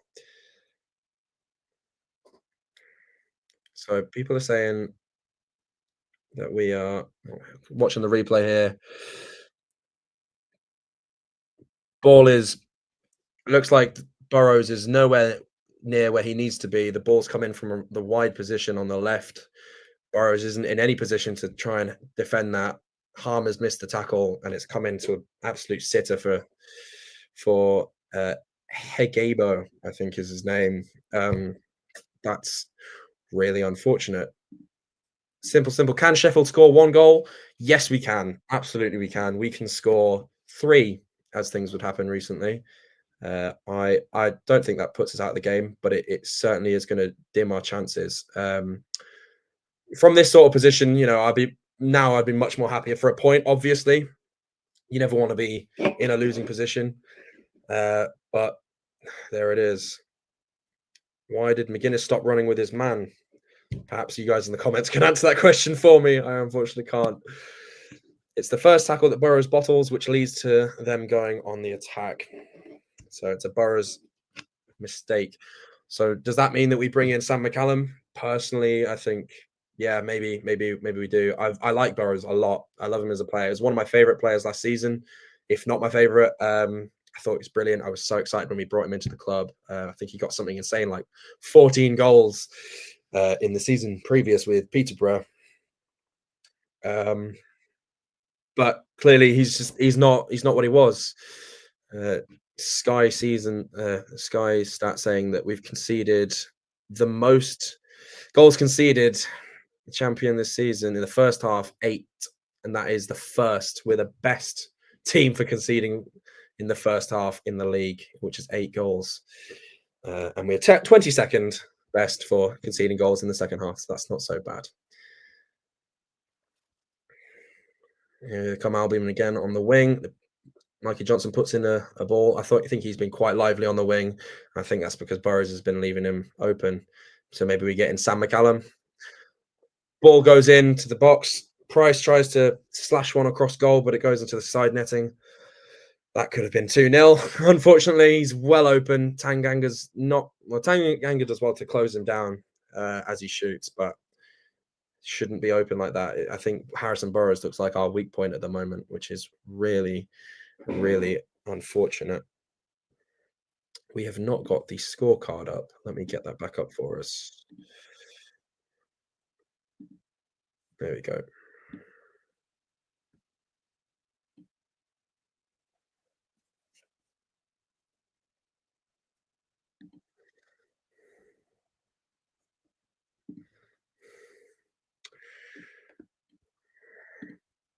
Carl says, need to show some character now. Long way to go.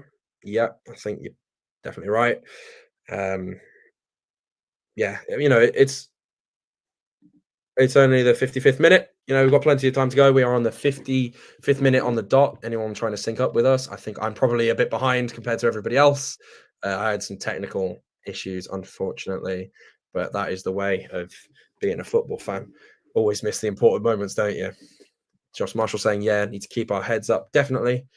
I can see Oliver Arblaster, Tahith Chong, Callum O'Hare, Tom Cannon, all warming up on the sidelines. Looks like we might get Arblaster on. Maybe bring him on for Soumare. I'm not sure. I mean, I feel like Soumare is not solid, but he adds a lot in terms of making sure that we have something of the ball every now and then. But he also is a big problem in losing the ball. Just Marsh saying Arblaster is getting ready. Yeah, I'd love to see him play. I was really glad to see him against Norwich, especially in person. He's only a couple months older than me, which makes me feel great about myself when I can't run for more than 5 seconds without puffing really, really hard. Not got the lungs for it or the physique. But and Burrows, I think, is that Burrows? He's been beaten again. No, it wasn't. It was Harmer. There we go. Harrison Burrows made a great block on the wing, stopping another cross in from Johnston. So maybe redeeming blocks. He's had a few in the game so far, but it seems that he's been a bit of a weakness for us. Andre Brooks and Jibril Soumare apparently are going to be coming off for Tahith Chong and Oliver Arblaster. Got Stephen saying Chong was great on Tuesday. Hopefully he's just as good tonight. I thought that Chong, like the rest of the team, second team, we really grew into it. He did too. Obviously, played some great football to get an assist. His first goal contribution for the season for the Blades. And yeah, no, I think he could probably add something, but that means bringing off Brooks. Brooks hasn't been very effective, actually. Good point to make there, that he's been completely unaffected. Burrows has cleared a ball, which has then gone out to a West Brom player who has immediately hit it at Cooper. It's been blocked again by another defender, I think Mark McGuinness, and West Brom still got the ball on the edge of the box.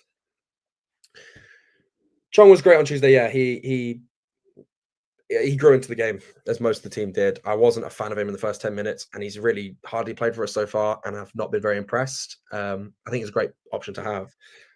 But maybe that assist was an insight into what's to come for him. And Arblaster, of course, we know what a player he can be. He looked like he didn't have the physicality or the energy that we know he used to have on Tuesday against Norwich, but I feel like he also grew into the game and added quite a lot to our midfield. Burrows has conceded a corner again. Looking to me like Burrows is our defensive weakness at the moment. And it is another corner for West Brom, which means another heart in mouth for Hal, who's clearly not enjoying it. Currently, we're looking at 53% possession for West Brom and a 1.54 expected goals. They've got the 1. Let's see if they can grow it to 2. Hopefully not. We are only sitting on a 0.67 expected goals.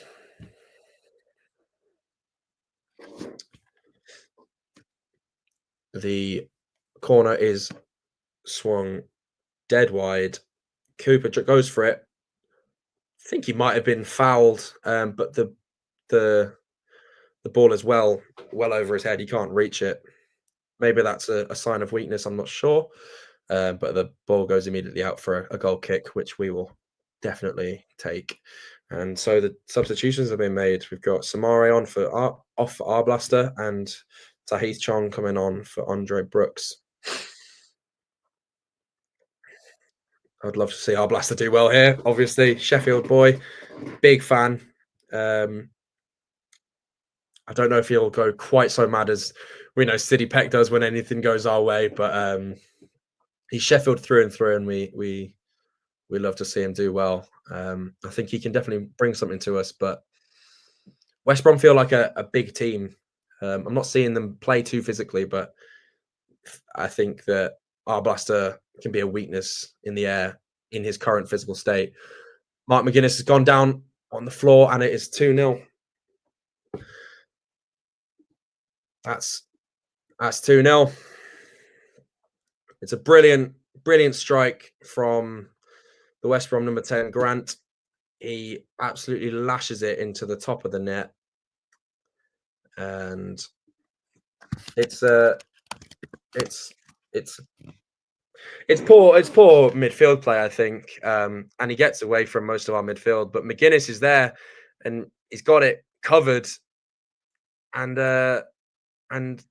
he just falls. I'm not sure why. It's a great pass for Grant, but McGuinness should have that. McGuinness looks like he thinks he's been fouled. He bowls over onto the ground, and he's on the floor, and it's 2-0, unfortunately, and that is unfortunately just how it goes, and I am pretty upset. Oh well, that is the job, I suppose.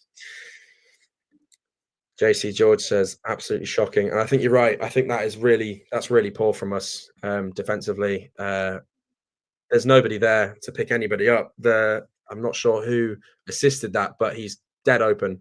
There should be someone there to be marking him. The ball comes out from the back of their defense, and it just goes straight into an empty midfield. There's just far too much space. Really poor. Josh says really poor from McGuinness. Yeah, definitely not Mr. Imperious with that one. Needs to be stronger, and I think that's part of where he's not good enough in terms of being picked over Ben Mee. Of course, Ben Mee is injured again. That's a lovely through ball, but unfortunately that has not gone our way at all. Oh, McGuinness! I've just seen in the replay, McGuinness trips over his own foot. Unfortunately, it's a great pass, meaning McGuinness has to do a sharp turn, but I was saying a foul on McGuinness. I'm not sure it is. It looks like on the slow motion replay I've just seen, he trips over the back of his own heel and he goes down. Yeah, Stephen says McGuinness trips himself. Maybe he gets a little push which makes him trip himself up. I'm not sure, but at the end of the day, it's 2-0, and we've conceded a goal that I really don't think we should have done. Brilliant finish. I don't think anything can be said of Cooper. Absolutely lashes it in off the crossbar, and we are no longer the team on top. LCH says Harmer flick again causing us problems. We don't come back from this against other poor teams. Another poor team. Yeah, it's true. I think Harmer tried to do something fancy, and there was nobody there to receive it, and we've lost the ball. We've lost possession, and of course, it's been handed to a midfield that's just sat out in the open, and it's bitten us. Yeah, McGuinness fell over his own feet. Yeah, I think so. Yeah.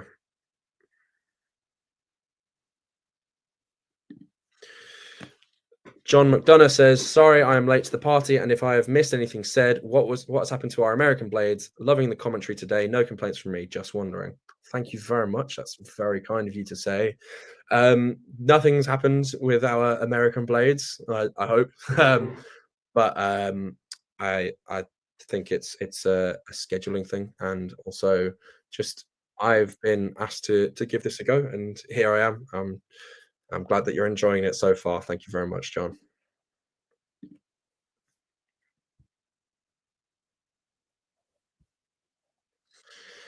So 2-0 down. Not in a position we want to be in. And 2 West Brom players have just been fouled, and it feels a bit desperate at the moment. Obviously, 64 minutes in, that's all it is, but it's 2-0 down. It's a terrible position to be in. Hopefully, maybe we can see West Brom capitulate it. But what we're really missing,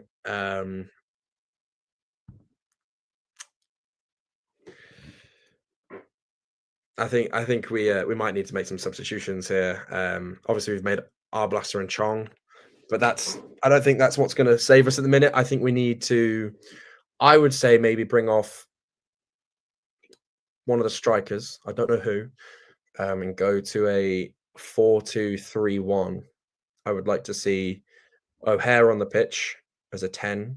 I would like to see Harmer on the left and a single striker, and maybe give ourselves the best attacking chance that we can. Kerry saying they need to settle and keep their confidence. Bring on O'Hare. So I was just saying, I think maybe bring on the energy, bring on the dancing feet of Callum O'Hare. Ball in from West Brom from absolutely nowhere, has landed straight onto a West Brom foot, and he's gone high up into the stands. Should have been 3-0. Is great ball in, but there's nobody picking him up. He's completely unmarked in the box. That's a very, very poor defensive performance there. Is there any coming back from this? I think there is. I think we could still, get a point, but the way we're playing at the minute, I wouldn't expect us to get anything. This is really now to look at Wilder to see what's he going to do for us.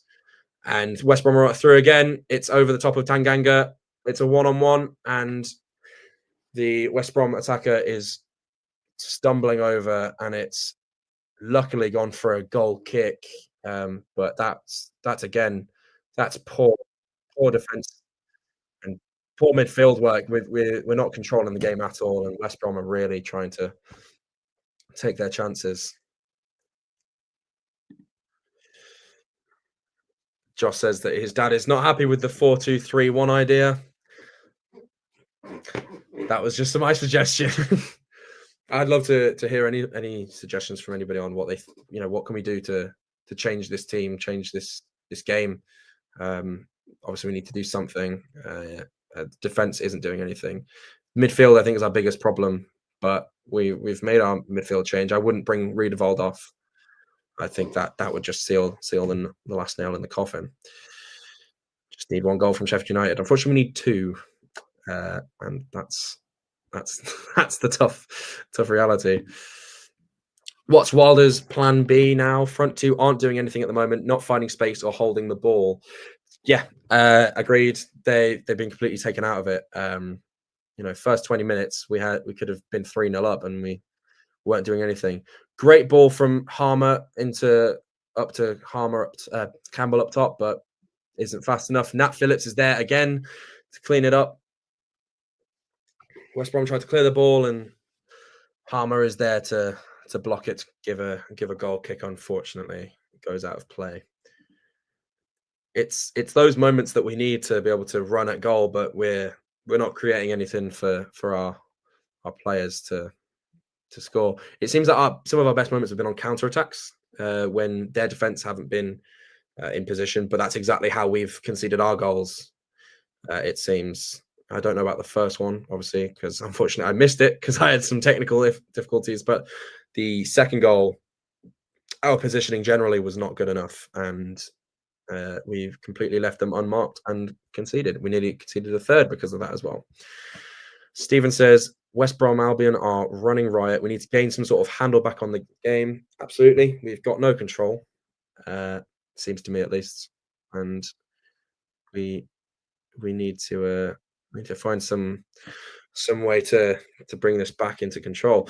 Esteban says, why is Callum on the bench? There's some rumours of him having a knock, an injury of some kind. I don't know if that's the case. I don't know if it's just he preferred to have Harmer on the left side. Obviously, we know what kind of a player Harmer is.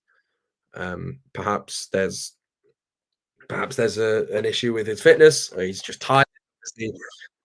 O'Hare runs every game so much, so we'll see. It looks like Tyrese Campbell is being substituted off for Tom Cannon and Callum O'Hare, and Jairo Riedewald has also gone off, which is an interesting change. I don't know if I would have made that change. I feel like Riedewald, obviously we know what he can do.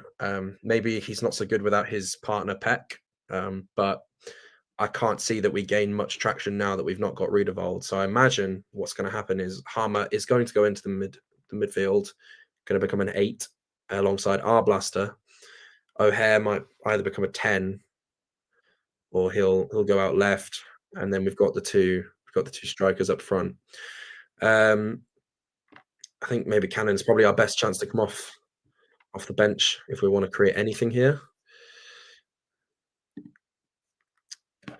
Just Noon says January window even more significant. Yeah, I think I don't know if we can take anything from this game particularly to say that we need reinforcements, because well, at least in my opinion, the reinforcements we need are goalkeeper, right back, maybe midfielder. Actually, I think that's been our biggest issue here. We can't get anything in the center of the pitch. Good clearance there from Mark McGuinness. I think he's been actually quite poor. He's not been Mr. Imperious. He's done well in the air as he always does, but I think he had a big part to play in conceding that second goal. Can't stand McGuinness, says George. Fair enough. Obviously, I'd rather Ben me, but this is what we've got. I thought Tyler Binden's been really good, so maybe we bring Tyler Binden on, or maybe he should have started. I don't know. He's done well every game that he's played in the last. He's only played 45 minutes and then 90 against Norwich. I thought he played really well. I probably would have given him my man of the match against Norwich. So maybe we consider that. And another left back, says George again. I like Sam McCallum. If we've got issues with fitness like we are now, then maybe we do need another. We need another left back. I still think Burrows is a great player, but he's clearly something's not clicking for him at the moment, and we're losing out on that ability. And I think he's conceded these goals a lot for us today. I think he's a big part of it, and our lack of quality. Rich says, evening all from Everton. Glad to know we've got some Evertonians watching. Spreading the love across the country, I suppose. Paul says, we have done it again. 2 more stupid subs. Campbell and Riedewald off far too late. Wilder, stupid sub again, taking the best off. I think Campbell was probably our best bet for a goal in the first half. Thought he played well, was getting into positions and was doing in the defenders. But the strikers have been completely ineffective this half, taken out of the game entirely. Riedewald, I don't know. I feel like I haven't noticed him too much. He's been there. He's done something of his job, but he's obviously not done it well enough. We're 2-0 down. I just think we've got a real problem here. If this is how we're going to go forward without that midfield duo, then our hopes of dreams of even the top 8 are going to be dashed. It feels like we're not going to get Peck back for a while. Wilder's on his usual stint of refusing to talk about injuries. He comes across one of these every now and then where he just decides he doesn't want to share anything, which suggests to me that it's quite bad and he doesn't want to destroy the hopes of the fans, which unfortunately refusing to comment, I think has the same effect. But it's true that Wilder may not have made the right substitutions here, or at least in the right times, and that tends to be what ruined games for us last season. I think that's why I was all right with him being sacked in the first place. I wouldn't have suggested it, and I thought maybe it was a bit harsh, but at the same time, I thought he doesn't make the right decisions, and that he did in fact lose us that Wembley match against Sunderland, that fateful day. Unfortunately, my first trip to Wembley, and didn't spoil it too much. Obviously, I wanted to win, but I had a good day. So unfortunately, yeah. He seems to have gone back into his ways today and not supported his team with this from the bench. But Callum O'Hare now on the pitch. We've got Harmer in the middle. Great ball out to Chong, but he just can't win it. But Sariki managed to win the ball back. We're now on the outside of the box. Ball in. It's high. It's long. I calls for penalty. Burrows touches the ball down into the box, passing it to Callum O'Hare, who is brought to ground. And I thought like it was a penalty on the counter attack. West Brom have taken a shot outside the box and it's curled wide of the goal. Cooper's dived for it.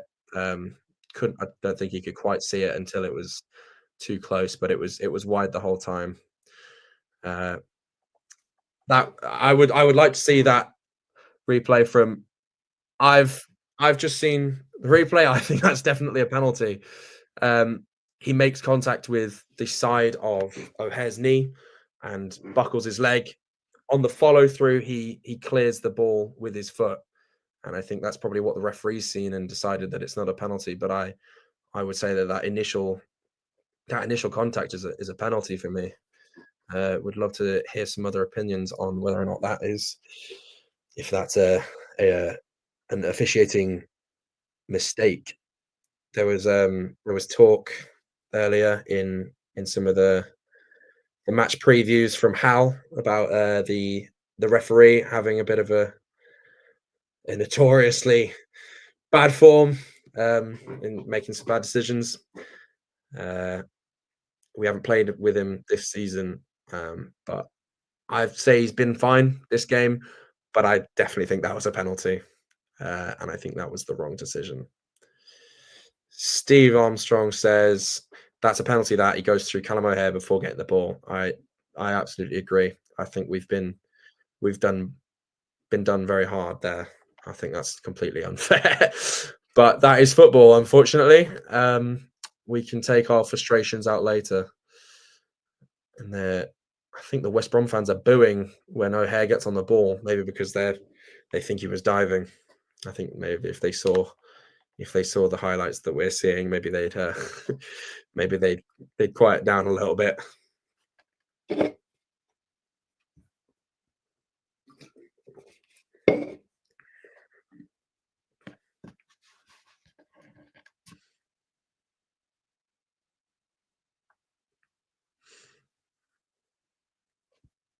It's a poor ball from McGuinness. He's made a mistake and he's put the ball out, tried to play the ball outside of the box, and he's gone straight to a West Brom player. Luckily, he's also made the tackle to win it back. And good little flick from O'Hare sends it to Chong, who's been immediately put to the ground with, I think, pretty bad tackle, to be honest. Especially on a player that is known for getting injured, so hopefully he's totally fine. I think we've, despite not having goals in the first half, I think we've capitulated this performance. I thought we were on top. Connor and Nick, I think, were saying the same, and I think that was the general consensus, that it was our, fans were saying it was our game to win. It definitely was. It was us. It was there for the taking, and we've completely just sold it away here for nothing. I still don't know what that first goal was really like. I've seen a very small snippet of it, but it's not really given away what went wrong, really. I think you're doing a fantastic job hosting this stream. Well done, Cornwall Blade. Thank you very much, Richard. It's very kind of you to say. I'm trying my best to bring to you what I can. We have lost the ball again. West Brom are loose at our back line. Harmer or Arblaster makes a great tackle it looked quite nasty, but we've won the ball back and we are now making another run. Tom Cannon is out on the wing, has done well to keep the ball out of in play, in fact, but his pass is poor. Sariki manages to get it to bobble back to his teammates. Burrows and Harmer playing the goal on the outside. Bamford takes a shot. It's straight into the back of a West Brom defender. He's just walking it around the edge of the box at the moment, trying to find a way in. We've got almost every West Brom player in the box here, trying to keep us out. Harmer's ball in is gone straight to a West Brom header, but it's been dropped to Burrows, who walks it around the left side once again. We are still on the ball, just passing it around at the back as best we can. Loki Blade says, we can't cope. Sorry, Chong's in the middle here. Ball's out to Harmer. He puts it out into Arblaster, trying to battle in through the box with it. O'Hare's on the ball again, and it's been tackled away from him. And looks like West Brom are on a counter-attack again, unfortunately. We still can't cope with team press or defend deep. The game is too fast for our players. I think there's some truth in that. When the team plays deep, it's hard for us to get through them. Shot from outside the box from West Brom, and it is miles high of the bar. But once again, we've lost the ball, and they've gone immediately onto a counter attack. And honestly, they look like scoring every time they go forward. Even if they do waste their own chances, it doesn't look like we could get anything from this game. By the way, we're currently playing good for good few minutes there, playing outside the box, but just couldn't get in. It's too many of them. And yeah, defending deep, clearly we can't handle them, as Oaky Blade says there. And the team press against Norwich, I thought that Norwich's press completely shut us down, and we couldn't manage it. And I keep saying I think it's the same thing, and we haven't got the midfield to deal with it.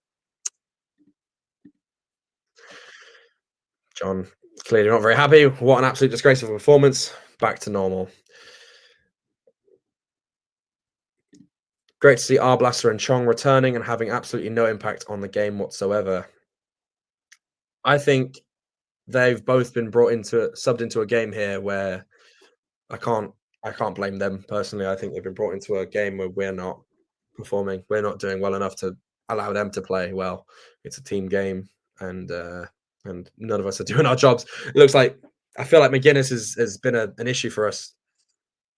Gave away that second goal, tripped over himself. I don't know if he was pushed into tripping, but as someone that's really quite enjoyed a bit of McGuinness every now and then, I'm remiss to say that I think he's been a weakness. Harrison Burrows as well. Looks like he's doing well to help us outside the box to try and play us into another goal. Cross comes into our box, and Tanganga has to clear it for a corner, another corner for West Brom. I'm sure Hal will have his heart in his mouth once more. But Arblaster, I think he's still out of his depth. I'd love to see him playing, but I just think he's still not quite ready. In terms of fitness, he might be, but in terms of quality, he's not on form at all, and we can't expect him to be. Chong, I thought he's been ineffectual, but not because he's of his own performance. I just think he's not been given anything to work with. And a corner has gone to absolutely nothing for West Brom. They've tried to do a little 1-2 and send it into the box, but it's gone straight into the hands of Michael Cooper. John Richardson saying, we've gone back to being a one-half team tonight. We are being outplayed now. Yeah, I think we're definitely we've capitulated the performance. We've lost our crowd. They were very loud and singing at the start. We've lost our crowd. We've boosted theirs and not playing too well. But as the commentators mentioning right now, controversial decision on no penalty. I definitely think that was a penalty, and that could have changed the game for us. That might have given us the energy to get a goal or maybe even two, bring it to 2-2. But unfortunately, it is just not enough right now. But we will go on to see if we can get anything back from this. Playing around on the outside, that's a ball that Harmer's tried to sneak through the defense. Has just gone straight into Nat Phillips. Nat Phillips, I mean, that was easy for him to deal with, but I think Nat Phillips has been one of the best players in the game today. Sariki puts a ball in. Looked like it was going straight for O'Hare, which I think would probably have been the better option, but Cannon gets his head onto it, and he puts it out for a goal kick. I think he should have let it go to O'Hare there. We're allowed to acknowledge how poor Harmer has been tonight. I thought that Harmer was one of our best outlets in the first half, but second half, he's been, been quiet, and he's obviously he's disappeared, and he's been put into the midfield. He's been nothing for us in the midfield. Unfortunately, it's not his position. He's a 10, and we play him wide, and even wide isn't a position. But after his performance last season, you'd expect a bit more. But maybe, as Kerry says, maybe Harmer shouldn't have started. I think that's possibly a good point. I think O'Hare's been a little bit more alive tonight. I thought he wasn't very effective against Norwich. And another break for West Brom. It's Mikey Johnston, and we are lucky to not concede a third as the ball bobbles around on the defensive line. Michael Cooper is left alone. 2 West Brom players. I think it's Mikey Johnston again.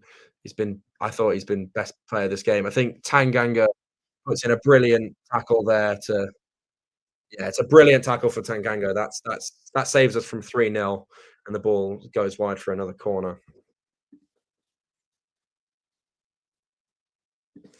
Ings on the lowest of the low, yet another daft sub yet again. I like Ings. I think he's a good footballer. Reminds me of the way that, not to the same level, but it reminds me of the way that Billy Sharp plays. He drops in a bit deeper and sticks his body where he needs to win a foul. And I actually think he should have had quite a few penalties in his time at the Blade so far. One in particular, I remember Preston. I think he should have gotten a penalty in that game. But I don't think he's the option that we need for this game at all. I think that's a poor decision from Wilder, and I don't know if that was Patrick. I for some reason missed that. Ings on for Bamford. I don't know if that's going to really do anything for us.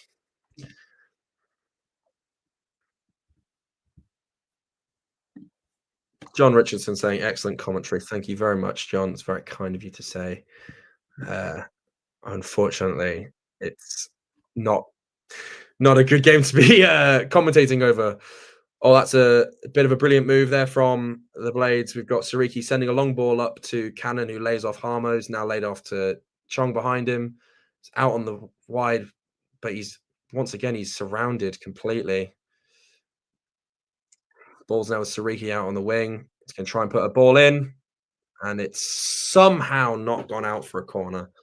It's just been kept off the line by Sam Johnston. Not Sam Johnston, that's a different player. Mikey Johnston. I think he's been brilliant. Definitely, I think man of the match for me so far. Though I don't think he got any of the goals or assists. Nat Phillips, another shout. Unfortunately, I wouldn't put man of the match for any of our players. JC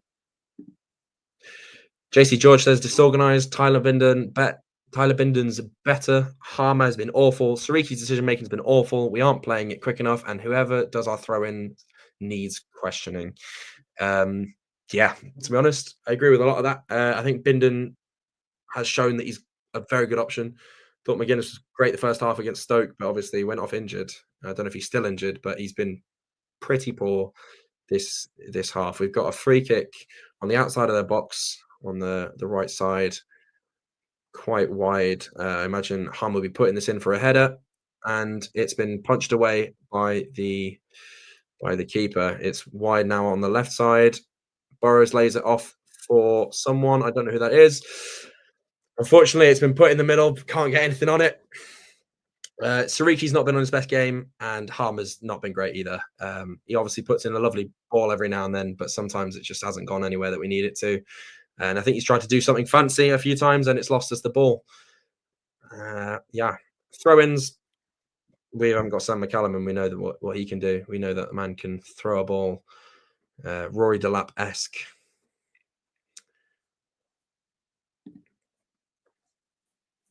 We've changed players, but has anything changed tactically?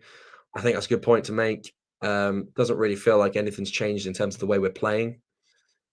Well, apart from the fact that I think we're playing worse. We were much better the first half, but we never looked clinical. It kind of looked like I feel like you watch a game and your perspective changes depending on the result. I was pretty positive the first half, but it's easy to look back on it now and be negative because we didn't score anything. Because in hindsight, we should have scored those goals, and now we're losing 2-0. Putting more and more balls into the box, not going anywhere, unfortunately.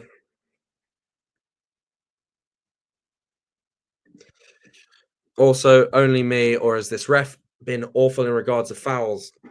Honestly, I've not mentioned, not noticed it too much. I thought it definitely was a penalty. That was a poor decision. I'm looking at Chris Wilder, who's staring right back at me, and he looks pretty unhappy with the referee as well.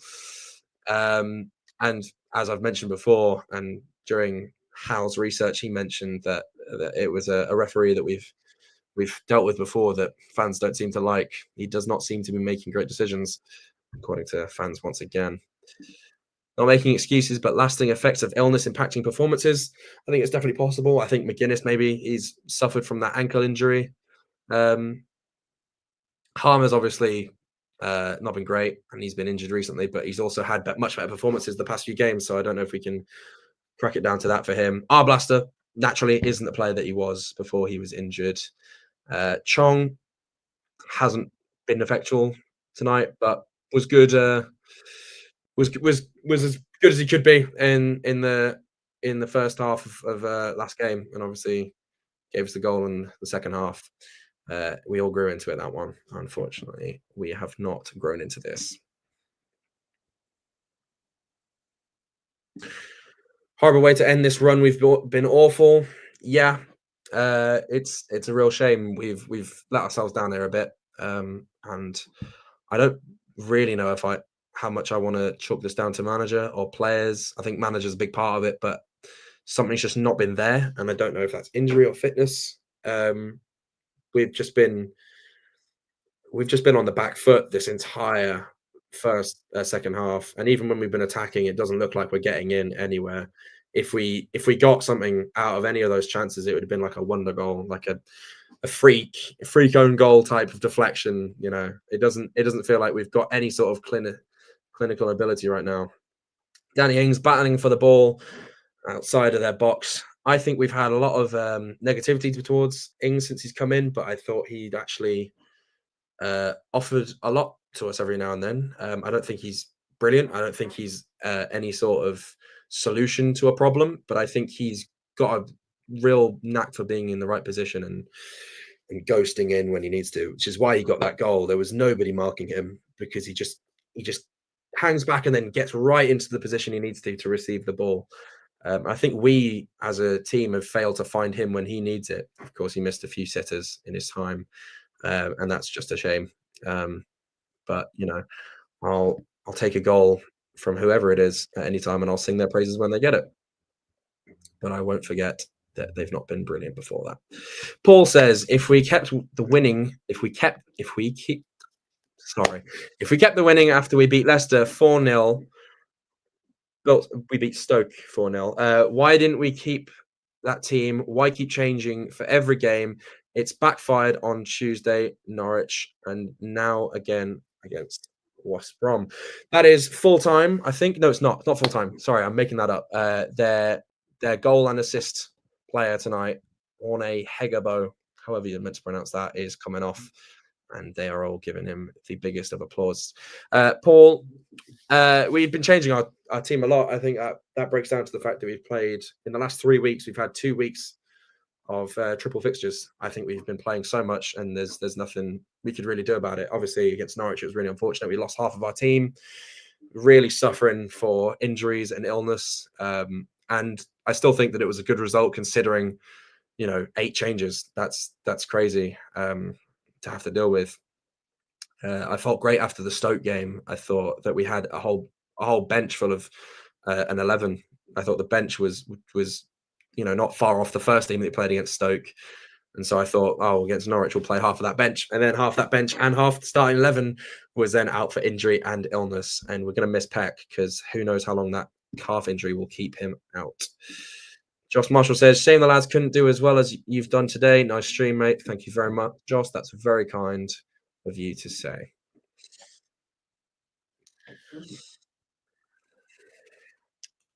I think we've got 5 added minutes. We are 93 minutes into it. Ooh. Ball comes out to Arblaster, and I don't blame him for taking it.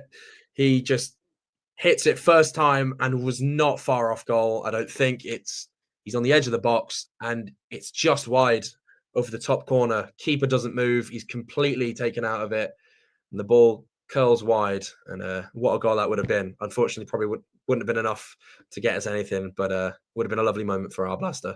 And I know it would have been a lovely moment for us Blades fans that really want him to be back to the best that he was. JC George saying, it's just annoying we look like we did under Sayers. I think we're better than we were under Sayers. Actually, maybe you're right, because I feel like with Sellers, we had first half that's a miss kick from Sariki. He's nearly gifted them another opportunity to go one-on-one with the keeper, and he's passed it back to the goalie, and the goalie wasn't in position to pick it up. He just about got there. It's that sort of thing. It's scary. Just something's just not in it with their heads. Their heads aren't in the game, I think, and we're making silly mistakes. But under Sayers, I felt like we'd have the first 20 minutes or so of a game where we looked like we could score a goal. In fact, that first goal that we scored against Bristol, first game of the season, I think it was 4-1. Brilliant goal. Thought it was great. I was like, wow, attacking football this season was going to be really entertaining to watch. And the same happened in the preseason. I think it was 14 goals we scored in about 4 games, which is amazing. We nearly recreated that with this little run we've had, which is incredible in the league, let alone friendlies. But the thing with Sayers is that there was no shape to us, and half the players weren't used to playing with each other. And I don't know what the idea was, but I think you're right. It does look a similar style in this game. We've got nothing to work with. We've got a first half where we look like we could score goals, but we're not clinical. And then we've just completely been dismantled this second half. And that is, unfortunately, that is half time. And we have lost, unfortunately. 2-0, West Brom. It's a tough defeat to take. I felt confident. I thought we could take something from that, but we've completely capitulated that performance in the first half, and we have walked away with no points. Tough defeat. Didn't play well. Didn't deserve anything out of that in the second half. First half, I thought we could have.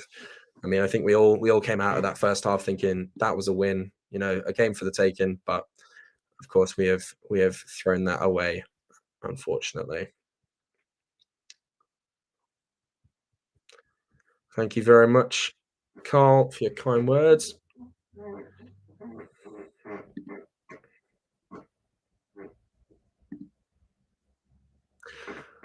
Right. Well, I think we will leave the stream there on a sad note. Unfortunately, that was West Brom 2, Sheffield United 0. Again, West Brom remain undefeated at home, and that will be, I think, all from me. So thank you very much for tuning in on the stream, guys, and up the Blades. On to the next one. Don't be too disheartened. Up the Blades. Ollie,